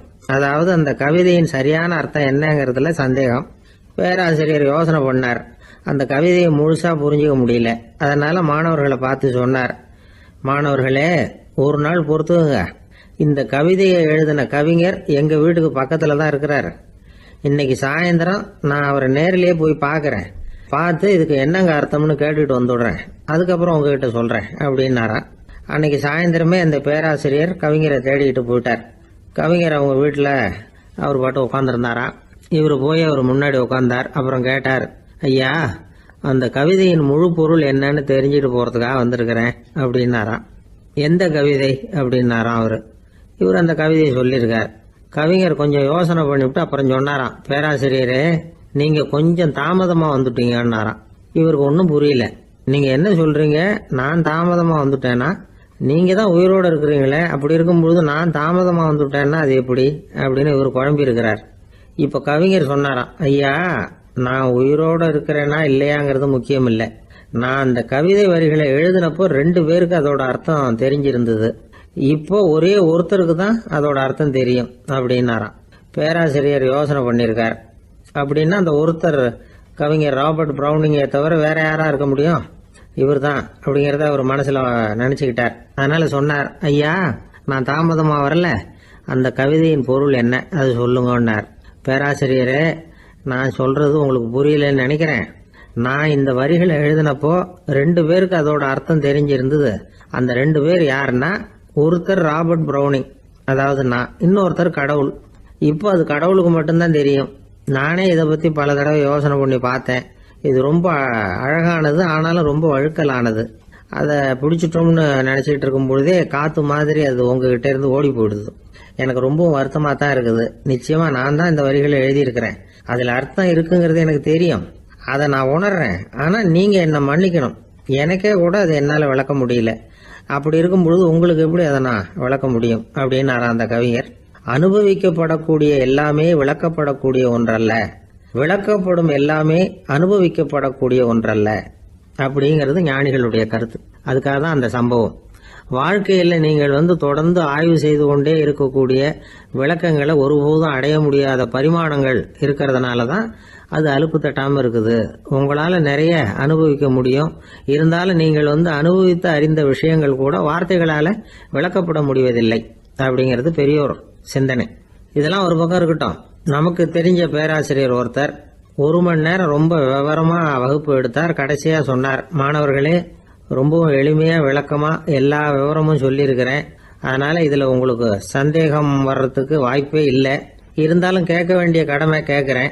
இது வரைக்கும் நடத்தினதில் யாருக்காவது ஏதாவது சந்தேகம் உண்டா அப்படின்னு கேட்டாராம். எனக்கு ஒரே ஒரு சந்தேகம் தான் சார் அப்படின்னு எழுந்திரிச்சு நிற்கிறான் ஒருத்தன். என்னன்னு கேட்டாராம். இது வரைக்கும் நீங்கள் என்ன பாடம் சார் நடத்துனீங்க அப்படின்னானா அவன். ஒரு பெரியவர்கிட்ட பேசிக்கிட்டு இருந்தேன். அவர் என்கிட்ட ஒரு கேள்வி கேட்டார். திருடர்கள் எத்தனை வகை தெரியுமா உனக்கு அப்படின்னார். இதுதான் அவர் கேட்ட கேள்வி. எதுக்காக என்ன பார்த்து அந்த கேள்வி கேட்டாரு தெரியல. இருந்தாலும் நான் அவருக்கு பதில் சொன்னேன். திருடர்களில் எத்தனையோ வகை உண்டுங்க. கார் திருடன், சைக்கிள் திருடன், முகமூடி திருடன், எப்படி சொல்லிகிட்டே போகலாம். இருந்தாலும் என்னுடைய சிற்றறிவுக்கு எட்டின வரையில் திருடர்களை 2 வகையாக பிரிக்கலாம் அப்படின்னு நினைக்கிறேன். ஒன்று ராத்திரியில் திருடுற திருடன், இன்னொருத்தன் பகலில் திருடுற திருடன். அதாவது பகல் திருடன், ராத்திரி திருடன் அப்படின்னு பெரியவர் சிரிச்சார். என்ன சிரிக்கிறீங்களே? என்ன, கள்வர்கள் 4 வகை அப்படின்னு ஆரம்பித்தார். எப்படின்னு கேட்டேன். சாப்பாட்டுக்கு இல்லாமல் திருடுறாங்க பாருங்க, அது ஒரு வகையான். சாப்பாட்டுக்கு இருந்தும் திருடுறாங்க பாருங்க, அது ஒரு வகையான். இதை தவிர இன்னும் ஒரு 2 வகை திருட்டு உண்டு. அது என்னன்னா, ஆண்டவன் கிட்ட இருந்து நாம திருடுற திருட்டு, இன்னொன்று என்னன்னா நம்ம கிட்ட இருந்து ஆண்டவன் திருடுற திருட்டு அப்படின்னார். எனக்கு ஒன்றும் புரியல. என்ன சார் இது, ஆண்டவனையே திருடன்னு சொல்றீங்களே அப்படின்னு ஆச்சரியமா. ஆமாங்க, ஆண்டவனை கல்வன்னு சொல்றது இல்லையா? காஞ்சிபுரத்துக்கு பக்கத்தில் திருக்கார்வனம் அப்படின்னு ஒரு ஊர் இருக்கு. அங்கே உள்ள பெருமாளுக்கு கல்வர்னு தான் பேர். அது மட்டும் இல்லை, திருமங்கை ஆழ்வார் தம்முடைய திரு நெடுந்தாண்டகத்தில் கார்வனத்துள்ளாய் கல்வா அப்படின்னு தான் அழைக்கிறார். அப்படின்னு நிறைய உதாரணம்லாம் சொல்ல ஆரம்பித்தார். அதுக்கப்புறம் அவர்கிட்ட பேசி நான் புரிஞ்சுக்கிட்ட விவரங்களை தான் நான் இப்போ உங்ககிட்ட சொல்ல போகிறது. அதாவது அவர் சொன்ன முதல் வகை திருடர்கள் சாப்பாட்டுக்கு இல்லாமல் திருடுறவங்க. இவங்களை திருத்தி விடலாம். சாப்பாட்டுக்கு இருந்தும் பணம் சேர்க்கணுங்கிற ஆசையால் பொய் கணக்கெல்லாம் எழுதுறாங்க பாருங்க, அவங்க தான் 2வது வகை. 3வது வகை திருட்டு தான் மிகப்பெரிய திருட்டு. இறைவனுக்கு சொந்தமானதை நம்முடையதுன்னு நினைக்கிற திருட்டு. எது இறைவனுக்கு சொந்தமானது அப்படின்னா ஆத்மா. பகவானுக்கு சொந்தமான ஆத்மாவை நம்முடையதுன்னு நினைக்கிறது தான் அந்த மாபெரும் திருட்டு. இதுக்கு பேர் தான் ஆத்மாபகாரமா. சரி, இதுக்கு பரிகாரம் என்ன? எல்லாம் இறைவனுடையது, நமக்கு ஒன்றும் இல்லை அப்படின்னு நினைக்கிறது தான் இதுக்கு பரிகாரம். இதெல்லாம் இருக்கட்டும். 4வது திருட்டு ஒன்று சொன்னோம்ல, ஆண்டவன் நம்மகிட்ட இருந்து திருடுறது. அது எப்படி? ஆண்டவனை கல்வன்னு சொல்கிறாங்க, அது சரி. அவர் என்னத்தை திருடினார்? இப்போ இன்னொருத்தருக்கு சொந்தமான ஒன்றை எடுத்து வச்சுக்கிறது தான் கள்ளத்தனம். ஆனால் ஆண்டவன் எடுத்துக்கிட்டோம்னா இருக்கிறது எல்லாமே அவனுக்கு சொந்தம். அப்படி இருக்கிறப்போ அவரை எப்படி கல்வன்னு சொல்கிறது? இது என்ன புரியாமல் இருக்குதே அப்படின்னு சொல்லி பார்த்தா அதுக்கும் விளக்கம் சொல்கிறாங்க அவங்க. அதாவது ஆண்டவனுக்கு உருவமே கிடையாது, அரூபமாக இருக்கிறவன், அதாவது உருவம் இல்லாமல் இருக்கிறவன். அப்படி உள்ள பகவான் நம்மளை மாதிரி உருவத்தில் இருக்கிறான். நம்மளை மாதிரியே கையை காலு மூக்கெல்லாம் இருக்குது ஆண்டவனுக்கு. இந்த உருவம் நம்மகிட்ட இருந்து திருடினது தானே. அவன் தன்னுடைய உண்மையான திருமேனியை நமக்கு காட்டாம, அதாவது தரிசனம் கொடுக்காம இருக்கிறது கள்ளத்தனம் தானே. அதனால தான் இதுவும் ஒரு பெரிய திருட்டு, இருக்கிறதுலேயே மிகப்பெரிய திருட்டு அப்படிங்கிறார். என்கிட்ட பேசிக்கிட்டு இருந்தார், இந்த விஷயம்லாம் சொல்லிட்டு இருந்தார் இந்த பெரியவர். அதாவது திருட்டை ஆன்மீக நோகத்தில் அவர் பார்க்குறார். நம்ம பார்வையில் இதை விட அபூர்வமான திருட்டுலாம் இங்கே உண்டு. அபூர்வமான திருடர்களும் உண்டு. ஒரு திருடன் சிறையிலிருந்து விடுதலையாகி வெளியில் போனான். கொஞ்ச நாளில் மறுபடியும் திரும்பி ஜெயிலுக்கு வந்துட்டான். அப்போது சிறை அதிகாரி அவனுக்கு அறிவுரை சொன்னாராம். ஏன்பா இப்படி அடிக்கடி தப்பு பண்ணிவிட்டு ஜெயிலுக்கு வந்துவிடுறியே, உனக்கு சொந்த பந்தம் எதுவும் இல்லையா? உனக்கு அப்பா, அண்ணன், தம்பிகள் அவங்க கூட எல்லாம் சேர்ந்து வாழணுங்கிற ஆசை இல்லையா அப்படின்னு கேட்டிருக்கார். அவங்களோட சேர்ந்து வாழணுங்கிற ஆசை எனக்கு நிறைய உண்டுங்க சார் அப்படின்னு அவன். அப்புறம் எதுக்கு இப்படி ஜெயிலுக்கு வந்துவிடுற அப்படின்னாரான் அவர். அவங்க எல்லாருமே இங்கே தானே சார் இருக்காங்க அப்படின்னு அவன். சங்கீத வித்வான்களில் பல வகை உண்டு. சில குறிப்பிட்ட ராகங்களை பாடுறதுல அவங்களுக்கு பெருமை வர்றது உண்டு. ஆனால் ஒருத்தர் இருந்தார், அவரால் ஒரு ராகத்துக்கே பெருமை வந்தது. அந்த ராகத்தை அவர் வாசித்து கேட்கணும் அப்படின்னு சொல்லுவாங்க. அது என்ன ராகம்னா தோடி ராகம். சரி, அந்த வித்வான் யாருன்னா அவர் தான் திருவாவடுதுறை ராஜரத்னம் பிள்ளை. பேராசிரியர் கல்கி ஒரு சமயம் தம்முடைய பத்திரிகையில் எழுதினாராம். அதை அப்படியே படிக்கிறேன் கேளுங்களேன். ஆகா, ஸ்ரீ ராஜரத்னம் பிள்ளையின் தோடி ஆலாபனையை முதலில் கேட்டபோது அவருடைய கற்பனையை விட்டு தள்ளுங்கள். நம்முடைய மனதில் என்னென்ன இன்பமயமான கற்பனைகள் எல்லாம் உதித்தன. குழந்தை தாயிடம் கொஞ்சம் குரலை கேட்டோம், அன்னை குழந்தையிடம் கொஞ்சம் குரலை கேட்டோம், ரதியும் மன்மதனும் பேசிக்கொண்ட காதல் மொழிகளை கேட்டோம், முருகன் சிவபெருமான் செவிகுளிர மொழிந்த உபதேசத்தை கேட்டோம், கலைமகள் கவிஞனுக்கு அருளிய ஆசி மொழிகளை கேட்டோம், நாரத முனிவருடைய தம்பூரா சுருதியை கேட்டோம், ராவணன் தன் எலும்பை ஒடித்து வீணையாகச் செய்து வாசித்த கானத்தை கேட்டோம், கானப் பறவைகளின் கலகல ஒலியை கேட்டோம், கோலக் குயில்களின் குரல் இனிமையை கேட்டோம். இப்படிலாம் பேராசிரியர் கல்கி விமர்சனம் எழுதியிருக்கிறார். திருவாவடுதுறை ராஜரத்னம் பிள்ளை அவர்களுடைய வாசிப்பை கேட்டுட்டு TN ராஜரத்னம் பிள்ளை இறந்து போனார். அப்போ கவிஞர் கண்ணதாசன் எழுதினார், செவியனில் ஓடி எங்கள் சிந்தையில் ஓடி இந்த புவியெல்லாம் ஓடி நின்பார் பொங்கிய தோடி வேறிங்கு எவரிடம் போகும் ஐய இனி அதை காப்பார் யாவர் அவிந்தனின் சடலத்தோடே அவிந்தது தோடிதானும் அப்படின்னு எழுதினாராம். அந்த அளவுக்கு அவருடைய தோடியை ரசித்தவர்கள் உண்டு. அதே மாதிரி தோடின்னா என்னன்னு தெரியாமலே அவரை ரசித்தவங்களும் அந்த காலத்தில் உண்டு. அதாவது ஒரு பெரிய சபையில் இவர் வாசிச்சுக்கிட்டு இருக்கிறார். பாதியில் ஒரு பெரிய மனுஷன் உள்ளே வந்தார். அவர் உடம்புல பட்டு வேஷ்டி, ஜருகை, அங்கவஸ்திரம், வாயில் வெத்தலை, வாசனை புகையில, காதில் வைரக்கடுக்கன், கழுத்தில் தங்க சங்கிலி, கை விரல் பூரா மோதிரம், கையில் ஒரு வெள்ளி வெத்தலை புட்டி, உதவிக்கு 2 பேர் பக்கத்தில். இவ்வளவு பந்தாவோடு வரார் கச்சேரி கேட்கறதுக்கு. இப்படி வந்தவர் முதல் வரிசையில் வந்து உக்காந்தார். வித்வான் வாசித்து முடித்ததும் இவர் அவரை பார்த்து, ஐயா, நீங்கள் தோடி வாசிக்கிறதுல ரொம்ப கெட்டிக்காரர்னு கேள்விப்பட்டிருக்கேன், அதை கேட்கறதுக்காக தான் மெனக்கிட்டு வந்திருக்கிறேன், அதை வாசிங்களேன் அப்படின்னாராம் இந்த பெரியவர். ராஜரத்னம் பிள்ளைக்கு ஒன்றும் புரியல. ஏன்னா இது வரைக்கும் அவர் வாசிச்சுக்கிட்டு இருந்ததே அந்த தோடி ராகத்தை தான். அதை வாசித்து முடித்ததும் அதை வாசிங்களேன்னு இவர் கேட்குறார். அப்படின்னா இவரோட ஞானம் எப்படிப்பட்டது? இவ்வளவும் கேட்டுட்டு இப்படி கேட்குறாரே அப்படின்னு அவர் யோசிச்சிருக்கிறார் ராஜரத்னம் பிள்ளை. உடனே என்ன பண்ணார் தெரியுமா? பக்கத்தில் ரொம்ப சாதுவாக சுருதி போட்டுக்கிட்டு இருந்த ஒரு முதுகில் ஓங்கி ஒரு குத்து விட்டாராம். அவருக்கு ஒன்றும் புரியல, எதுக்கு நம்மளை அடிக்கிறார் இவர், நம்மளை குத்துறாரு வித்வான்னு. அவர் அதிர்ச்சியால் இவர் நிமிர்ந்து பார்த்துருக்கார். அப்போ ராஜரத்னம் பிள்ளை சொன்னாராம், ஏய்யா, ஐயா பெரிய மனுஷன், என்னுடைய பரம ரசிகர், தோடி ராகம் கேட்கணுங்கிறதுக்காக இவ்வளவு தூரம் வந்திருக்கிறார், வந்து வரிசையில் உட்காந்துருக்கார். நீ இந்த சமயம் பார்த்து தோடி ராகம் வாசிக்கிற நாதஸ்வரத்தை வீட்டில் வச்சுட்டு வந்துட்டியே, இப்போ ஐயாவுக்காக அந்த ராகத்தை நான் எப்படி வாசிக்கிறது அப்படின்னு சொல்லிவிட்டு மறுபடியும் முதுகில் ஒரு அடி கொடுத்தாராம். அடி வாங்கினவருக்கே சிரிப்பு அடக்க முடியலையா. உங்கள் பையன் எப்படி சார் இருக்கான் அப்படின்னு விசாரித்தார் ஒருத்தர். அவன் என்ன சார், எதை சொன்னாலும் காதில் வாங்க மாட்டேங்கிறான், அவன் பாட்டுக்கு போகிறான் வர்றான் அப்படின்னு சொல்லி அழுத்துக்கிட்டார் அப்பா. பெரியவங்க சொல்கிறத சின்ன பிள்ளைங்க கேட்கறது இல்லைங்கிறது ஒரு குறை, பெரியவங்க சொல்கிறது சின்ன பிள்ளைங்க காதிலேயே விழறது இல்லைங்கிறது ஒரு குறை. இது கொஞ்சம் சீரியஸான விஷயம், கவனித்து பார்க்கணும். ஒரு குழந்தைக்கு காது சரியாக கேட்குதா இல்லையா அப்படிங்கிறத நாம் தான் கவனித்து பார்த்து கண்டுபிடிக்கணும். அதுவாக நம்மக்கிட்ட தவழ்ந்து வந்து, அப்பா எனக்கு காது கேட்கல, அழைச்சிட்டு போங்க டாக்டர்கிட்ட அப்படின்னுலாம் சொல்லிகிட்டு இருக்காது. அது சரி, ஒரு குழந்தைக்கு காது சரிவர கேட்குதா இல்லையா அப்படிங்கிறத முன்கூட்டியே நாம் தெரிஞ்சுக்கிறது எப்படி? அதுக்கு சில வழி இருக்குது.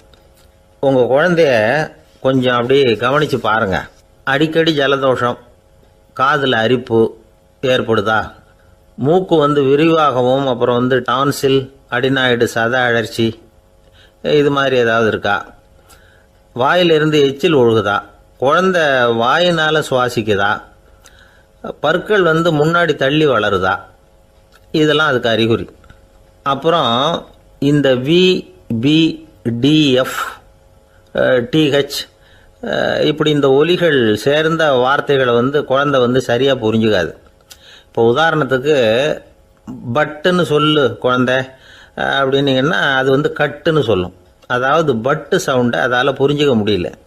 அப்புறம் உங்கள் குழந்தை உங்களை உறக்க பேச சொல்கிறானா, அடிக்கடி கேள்வி கேட்குறானா, சாப்பிட்றப்போ கவனம் இல்லாமல் இருக்கானா, படிப்பில் போதுமான முன்னேற்றம் இல்லையா, வகுப்பில் சரியாக கவனிக்கிறது இல்லையா, இப்படிலாம் இருந்தால் ஆரம்பத்திலேயே டாக்டர்கிட்ட அழைச்சிட்டு போய் சிகிச்சையை ஆரம்பிச்சுடலாம், குணப்படுத்தி விடலாம்.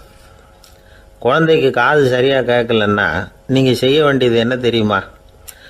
அவனுக்கு காது கேட்கலேங்கிறதுக்காக அவன் முன்னாடி சத்தம் போட்டு பேசக்கூடாது. மெதுவாக சீராக பேசணும், அவனை பார்த்து பேசணும்.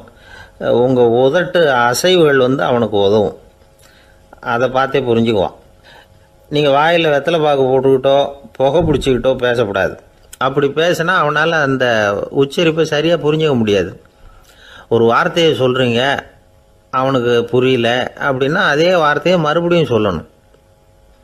அவனுக்கு நீங்கள் முதல்ல சொன்ன வார்த்தை புரியலேன்னு நினச்சிக்கிட்டு மறுபடியும் திருப்பி சொல்கிறப்போ அதே அர்த்தம் வரக்கூடிய வேறு வார்த்தையை சொல்லக்கூடாது. இப்படிலாம் நடந்துக்கிட்டால் அவனுக்கு மன திடத்தை ஏற்படுத்த முடியும். இல்லைன்னா அவனுக்கு தாழ்வு மனப்பான்மை வந்துடும். குழந்தைக்கு காது கோளாறுன்னா ஆரம்பத்திலேயே டாக்டர்கிட்ட அழைச்சிட்டு போனால் போதும், குணப்படுத்தி விடலாம். அப்புறம் பார்த்துக்கலாமே அப்படின்னு அலட்சியமாக இருந்துட்டா தான் கஷ்டம். சில பேர் கோபத்தில் சின்ன பிள்ளைங்க காதை பிடிச்சி திருகிறது உண்டு. இது ரொம்ப தப்பு. காது கையோடு வந்துட்டால் என்ன பண்ணுறது? ஒரு வேடிக்கை கதை, அது கதை தான், நிஜமாக நடந்ததில்லை, அது மாதிரி நடக்கவும் நடக்காது. ஒரு வேடிக்கைக்காக சொல்லப்படுற கதை. அதாவது ஒரு வீட்டில் அப்பா அம்மாவை பார்த்து சொல்லிகிட்டு இருக்கார், இதை பாரு, நாளைக்கு காலையில் என்னை சீக்கிரம் எழுப்பி விட்ரு, நான் செங்கல்பட்டு வரைக்கும் போயிட்டு வர வேண்டியிருக்கு அப்படின்னாராம். இதை அவங்க பையன் காதில் வாங்கிட்டு இருக்கான். அப்பாவுக்கு சிரமம் வேண்டாமே அப்படின்னு நினச்சி அவனே காலையில் யாருக்கும் தெரியாமல் எழுந்திரிச்சு புறப்பட்டு செங்கல்பட்டுக்கு போட்டான். சாயந்தரமாக திரும்பி வந்தான். அப்பா பையனை காணாமல் அலமோதிக்கிட்டு இருக்கிறார். சாயந்தரமாக பையனை பார்த்ததும் எங்கடா போயிட்டு வந்தேன்னு கேட்டார் கோவமாக. செங்கல்பட்டுக்கு போயிட்டு வந்தேன்ப்பா, நீ வேணா அலைய வேண்டாமேன்னு அப்படின்னா. எதுக்கடா போனேன்னு அதட்டினார். அதான்ப்பா நீ நேற்று வந்து அம்மா கிட்ட சொல்லிகிட்டு இருந்த, அதை காதில் வாங்கினேன், உனக்காக நான் போயிட்டு வந்தேன் அப்படின்னா. உடனே எந்த காதில் வாங்கினேன் அப்படின்னு சொல்லி காதை பிடிச்சி திருகினார். அந்த காது கையோடு வந்துட்டுது. இது நடந்து கொஞ்ச நாள் கழித்து அந்த அப்பாவும் பையனும் கடத்தெருவில் போய்கிட்டு இருக்கிறாங்க. எதிரில் ஒரு நாய் ஓடி வந்தது. அதுக்கு 2 காதும் இல்லை. என்ன இது, இந்த நாய்க்குட்டிக்கு 2 காதும் இல்லை அப்படின்னார் அப்பா. அதுக்கு பையன் சொல்கிறான், அப்பா அது 2 தடவை செங்கல்பட்டுக்கு போயிட்டு வந்துடுவோம் அப்படின்னானா. ஒரு புகழ்பெற்ற ஜப்பானிய சாமுராய் வீரன், வாள் வீசுறதுல ரொம்ப கெட்டிக்காரன். ஒரு கடுமையான போரில் கலந்து கொண்டுட்டு களைச்சி போய் திரும்பி வந்தான். படுக்கையில் விழுந்தான். பக்கத்தில் என்னமோ சத்தம் கேட்டுது. திரும்பி பார்த்தான். ஒரு எலி அவனை முறைச்சி பார்த்துக்கிட்டு இருந்தது. உடனே வாழை உருவனா வீசினான். அது தப்பிச்சிட்டு ஓடி போச்சு. எவ்வளோ முயற்சி பண்ணி பார்த்தா முடியல. கடைசியில் அந்த வாள் முறிஞ்சு போனது தான் மிச்சம். ஒரு பக்கம் அவனுக்கு இது அவமானமாக போயிட்டுது, இன்னொரு பக்கம் பயமாக போயிட்டுது.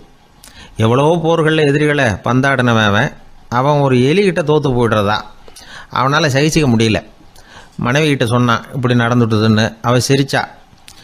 உங்களுக்கு புத்தியே இல்லை, எலியை போய் யாராவது வாளால் வெட்டுவாங்களா அப்படின்னு அந்த அம்மா சொன்னதும், நீ என்ன சொல்கிறேன்னா, ஒரு பூனையை கொண்டுட்டு வந்துட்டா போதும், அதுக்கப்புறம் ஏன் எலி வரப்போகுது அப்படின்னு அந்த அம்மா. உடனே ஒரு பூனை வந்து சேர்ந்தது. அது சாதாரண பூனை இல்லை, வீர சாகசங்கள்லாம் செஞ்சு பழக்கப்பட்ட பூனை. பெரிய இடத்துல வளர்ந்தது. அதை கொண்டுட்டு வந்துட்டாங்க. அந்த பூனை குறிப்பாத்து எலி மேலே பாஞ்சுது. ஆனால் அந்த எலியை சுலபமாக தப்பிச்சு போயிட்டுது. அடுத்தபடியாகவும் பாயறதுக்கு முயற்சி பண்ணிச்சு அந்த பூனை. ஆனால் அந்த எலியோ ரொம்ப தந்திரமாக திடீர்னு அந்த பூனையின் முகத்துக்கு நேராக பாஞ்சுது. அவ்வளவுதான். அந்த பூனை பயந்து போய் ஒரே தாவி ஜன்னல் வழியாக வெளியில் ஓடிப்போச்சு. அந்த வீரனுக்கு இது ஒரு பெரிய அதிர்ச்சியாக இருந்தது. அடுத்தபடியாக யோசனை பண்ணான். ராஜா வளர்த்துக்கிட்டு இருந்த அரண்மனை பூனையை ஒரு நாள் ஏரவலா கேட்டு வாங்கிட்டு வந்தான். ஊர் உலகம்லாம் பேர் வாங்கின பூனை இது. அந்த பூனையாலும் அந்த எலியை ஒன்றும் செய்ய முடியல. வீரனுக்கு ரொம்ப அதிர்ச்சி. அந்த அரண்மனை பூனைகிட்டையே போய் புலம்புனான். அரண்மனை பூனையே, நீயே தோற்று போயிட்டியே, இனிமேல் நான் என்ன செய்ய முடியும்னா. அந்த பூனை சிந்திச்சுது. அப்புறம் சொல்லிச்சு, இந்த காரியத்துக்கு இந்த மேல்மட்ட விவகாரம்லாம் சரிப்பட்டு வராது. சாதாரண வீட்டு பூனை கிடச்சிதுன்னா அதை கொண்டுகிட்டு வந்து விட்டுப்பார் அப்படின்னுது. சாதாரண பூனையால் என்ன செஞ்சிட முடியும்னா இவன் நம்பிக்கை இல்லாமல். இப்போது அந்த அரண்மனை பூனை சொல்லிச்சு, பெரிய வீட்டு பூனையெல்லாம் நல்லா சாப்பிட்டு தூங்கி பழக்கப்பட்டிருக்கோம். அதுக்கெல்லாம் ராஜதந்திரம் தெரியும், ஆனால் எலி பிடிக்க தெரியாது. அதுக்கான வளர்ப்பும் இல்லை, பயிற்சியும் இல்லை. ஏன்னா அதுக்கெல்லாம் பசி கிடையாது. சாதாரண வீட்டு பூனை அப்படி இல்லை, பசிக்கு ஆகாரம் தேடி அலையும். எலிகளை பிடிச்சி சாப்பிட்டுட்டு தான் உயிர் வாழும். அதனால் அதுகளுக்கு எலியை பிடிக்கிற எல்லா உத்திகளும் தெரியும், எங்களுக்கு தெரியாது அப்படின்னுது. அது சரியே, அதுவும் பூனை தான், நீயும் பூனை தான், அதால் முடிகிற காரியம் ஏன் உன்னால் முடியல அப்படின்னு கேட்டான் இவன். இதுக்கு அந்த பூனை சொல்லிச்சு, இதே கேள்வியை நானும் கேட்டேன், உன்னுடைய தந்திர முறை என்னன்னு கேட்டேன். அதுக்கு பதில் சொல்லாமல் படுத்து தூங்கி போச்சு. அதை மறுபடியும் எழுப்பி கேட்டேன், அதுக்கு கோவம் வந்துட்டுது. இதில் என்ன தந்திர முறை வேண்டியிருக்கு, நான் ஒரு பூனை, அவ்வளவுதான். பூனைன்னா பூனை, பூனை எலியை பிடிக்கும், நான் எலியை பிடிக்கிறேன், அவ்வளவுதான்னுது அப்படின்னு சொல்லி விவரமாக சொல்லிச்சு அந்த அரண்மனை பூனை. உடனே ஒரு சாதாரண பூனையை கொண்டுட்டு வந்துட்டாங்க. கொண்டாந்து விட்டால் அது பார்க்குறதுக்கு ரொம்ப சாதாரணமாக தெரிஞ்சுது. இந்த வீரனுக்கு நம்பிக்கை வரல. இருந்தாலும் அதை கொண்டுட்டு வந்து வீட்டுக்குள்ளே விட்டான். ஒரே நிமிஷம் அந்த எலியை கவிட்டு வெளியில் ஓடிப்போச்சு. மேலிடத்து பூனைகள்லாம் இதை வேடிக்கை பார்த்துக்கிட்டு வெளியில் நின்றுக்கிட்டு இருக்குது. எல்லாரும் மெதுவாக அந்த பூனையை நெருங்கி, உங்ககிட்ட அப்படி என்ன தனிப்பட்ட திறமை, அதோட ரகசியம் என்னன்னு கேட்டாங்க. அந்த சாதாரண பூனை ரொம்ப சாதாரணமாக சொல்லிச்சான், அதெல்லாம் எனக்கு தெரியாது, நான் பூனை, அவ்வளவுதான், நீங்களும் பூனையாக இருங்கோ அப்படின்னு சொல்லிவிட்டு அந்த பூனை தன்னுடைய வாயில் கவிய எலியோடு அங்கேருந்து நடந்து போச்சு. இந்த கதையிலேருந்து நாம் புரிஞ்சிக்க வேண்டிய தத்துவம் என்னென்னா, நீயாக இரு. இதுதான் அந்த தத்துவம். நம்ம ஒவ்வொருத்தருக்கு உள்ளேயும் ஒரு தனித்தன்மை இருக்குது. இதை அவங்கவுங்க புரிஞ்சுக்கிட்டு உண்மை இயல்பு புரிஞ்சுக்கணும். நம்முடைய இயல்பு என்னங்கிறது நமக்கு தெரியணும். அதை கண்டுபிடிக்கிறது தான் உண்மையான கலை. ஒரு பெரிய மனுஷன் வாயை அகலமாக திறந்து வச்சுட்டு தூங்கிட்டு இருந்தான். உடனே ஒரு எலி உள்ளே பூந்துட்டு தான். வீட்டு வேலையாள் டாக்டருக்கு ஃபோன் பண்ணான், எங்கள் முதலாளி வாய்க்குள்ளே ஒரு எலி பூந்துடுது டாக்டர் அப்படின்னா. நான் உடனே புறப்பட்டு வரேன், அதுக்கு முன்னாடி நீ ஒரு ரொட்டி துண்டை எடுத்து ஒரு வாய்க்கு முன்னாடி காட்டு, உள்ளே போன எலி வெளியில் வந்துடும்னார் டாக்டர். சரின்னு சொல்லிவிட்டான். கொஞ்ச நேரத்தில் டாக்டர் அங்கே போய் சேர்ந்தார். அப்போ வேலைக்காரன் ஒரு பெரிய மீனை அவர் வாய்க்கு நேராக இப்படியும் இப்படியும் ஆட்டிக்கிட்டு இருந்தான். நான் ரொட்டி துண்டை தானே காட்ட சொன்னேன்னார் டாக்டர். அவன் சொன்னான், எலியை வெளியில் கொண்டுட்டு வர்றதுக்கு ரொட்டி துண்டை காட்ட சொன்னீங்க டாக்டர், அதுக்கப்புறம் அந்த எலியை துரத்திக்கிட்டு ஒரு பூனை உள்ளே போயிருக்கு, அதுக்காக தான் இந்த மீனை காட்டிகிட்டு இருக்கேன் நானா. இது எதுக்குன்னா இப்படி வேடிக்கையாக சொல்கிறது, பூனை பூனையாக இருக்க வேண்டும், எலி எலியாக இருக்க வேண்டும், மனுஷன் மனுஷனாக இருக்க வேண்டும் அப்படிங்கிறத புரிஞ்சுக்கிறது. நாம் நாமாக இருக்கிற வரை வெற்றி நிச்சயம். ஒரு குழந்தை அம்மா கிட்ட போச்சு, அம்மா என்னை தூக்கிக்கா. உடனே அந்த அம்மா அந்த குழந்தைய தூக்கி இடுப்புல வச்சுக்கிறாங்க. எந்த பக்கம் வச்சுக்கிறாங்க? இடது பக்கம். பொதுவா குழந்தைய தூக்குறவங்க யாரும் வலது பக்கம் இடுப்புல வச்சுக்கிறது இல்ல. விவரம் தெரியாத சில ஆம்பளைகளை அப்படி தூக்கி வச்சுக்கிட்டு அலையிறது உண்டு. ரொம்ப காலமாவே குழந்தைகளை இடுப்புல இடது பக்கமா வச்சிருக்கிற பழக்கம் தான் இருந்து வந்திருக்குது. இதுக்கு ஆய்வாளர்கள் என்ன காரணம் சொல்றாங்க தெரியுமா? அப்படி இருந்தாதான் குழந்தை சொல்றத, குழந்தை நினைக்கிறத தாயினால நல்லா உணர முடியுதாம். இடது பகுதியை ஆட்சி பண்றது, குறிப்பா காதின் தலைமையாக இருக்கிறது வலது பக்கம் தான். அதனால தாய் குழந்தைக்கு பதில் சொல்லவோ, அது என்ன கேக்குதுங்கிறத சீக்கிரமா புரிஞ்சுக்கிட்டு நடந்துக்கவோ அதுதான் சௌரியம் அப்படின்னு ஆய்வாளர்கள் இதுக்கு காரணம் சொல்றாங்க. இதனால என்ன ஆகுதான், தாய்க்கும் குழந்தைக்கும் நெருக்கம் அதிகமாகுதான், குழந்தைக்கும் பாதுகாப்பு அதிகமா. அது மட்டும் இல்ல, ஒரு தாய் தன்னுடைய குழந்தைய இடுப்புல சுமக்கிறதுனால அவள் நினைக்கிறத, அவளோட இதய துடிப்ப குழந்தை உணர்தான். 9 மாதத்துக்கு அதிகமா இருந்த இடம் இல்லையா, அதனால அவளை பத்தி நல்லா அறிந்து கொள்ளுகிற வாய்ப்பும் குழந்தைக்கு கிடைக்குது. நம்ம முன்னோர்கள் ரொம்ப காலத்துக்கு முன்னாடியே வலது கையை பார்க்க ஆரம்பிச்சிட்டாங்களாம். அவங்க பயன்படுத்திய கல் ஆயுதங்கள்லாம் வலது பக்கமா தான் தீட்டப்பட்டிருக்குது. அதுல இருந்து நமக்கு என்ன தெரியுதுன்னா, வலது கையை தான் உபயோகப்படுத்தி இருக்கிறாங்கிறது தெரியுது. இப்படி எல்லாம் இருந்தா கூட இன்னைக்கு நம்மள 10ல் ஒருத்தருக்கு ஒரு பழக்கம் உண்டு, அது இடது கை பழக்கம். ஆனாலும் 2 கைகளும் ஒற்றுமையா இருக்கிறதுக்கு தான் ரொம்பவும் முயற்சி பண்ணுதான். இப்போ வலது கை பழக்கம் உள்ளவங்க பேசுறதுக்கு, எழுதுறதுக்கு, செயல்படுத்துற தலைமையகம் தலையின் பின்புறம் பிடரியில் இருக்குது. இடது கை பழக்கம் உள்ளவங்களுக்கு மூளையில 2 பக்கங்கள்லயும் தலைமையகம் இருக்குது. இது விஞ்ஞானிகள் சொல்றது. எத்தனையோ மேதைகள் இடது கை பழக்கம் உள்ளவங்களா இருந்திருக்கிறாங்க. அமெரிக்க மேதை பெஞ்சமின் பிராங்க்லின், இத்தாலிய ஓவியர் லியோனார்டோ டாவின்சி, இப்படி நிறைய பேர் இருந்திருக்கிறாங்க, இப்பவும் இருக்கிறாங்க. காலங்காலமா இயல்பாவே இடது கை பழக்கம் இருந்து வந்திருக்குது. அப்படி இருக்கிறப்போ வலது கை எப்போ இடது கைய வென்றது, ஜெயிச்சது அப்படிங்கிற விவரம் இன்னமும் யாருக்குமே புரியல, ஆய்வாளர்களுக்கும் புரியல. அவங்களும் யோசிச்சுக்கிட்டு இருக்கிறாங்க. உலகம் இடது பக்கமா தான் சுத்துது. வானத்துல இருக்கிற வெள்ளி வீதி, அப்புறம் அணுவுல இருக்கிற துணுக்குகள், உடம்புல இருக்கிற அமினோ அமிலம், இப்படி எல்லாமே இடதுபுறமா தான் இயங்கிட்டு இருக்குது. இவ்வளவு செய்திகள் இடது கைக்கு ஆதரவா இருக்கிறப்போ அது எப்படி வலது கை கிட்ட ஏமாந்தது அப்படிங்கிற ரகசியம் இன்னமும் யாருக்கும் தெரியலையா. இது சம்பந்தமா ஆராய்ச்சி பண்றவங்களுக்கு இது இன்னமும் ஒரு பிரச்சனையா தான் இருக்குதான். இப்படி இடது கை ஒதுங்கிட்டதுனால இப்பெல்லாம் வலது கைக்கு தான் மரியாதை அதிகமா போச்சு. ஒரு ஆசாமி இடது கையில கட்டு போட்டுட்டு வந்தானா, கையில என்னப்பா கட்டுன்னு விசாரிச்சிருக்கிறார் ஒருத்தர். ஒரு இயந்திரத்தை பிரிச்சு ரிப்பேர் பார்த்துக்கிட்டு இருந்தேன், மறுபடியும் அதை ஓட விட்டு பாக்குறப்போ இடது கை விரல் மாட்டிக்கிட்டுது, அதுதான் கட்டு அப்படின்னு இருக்கான்.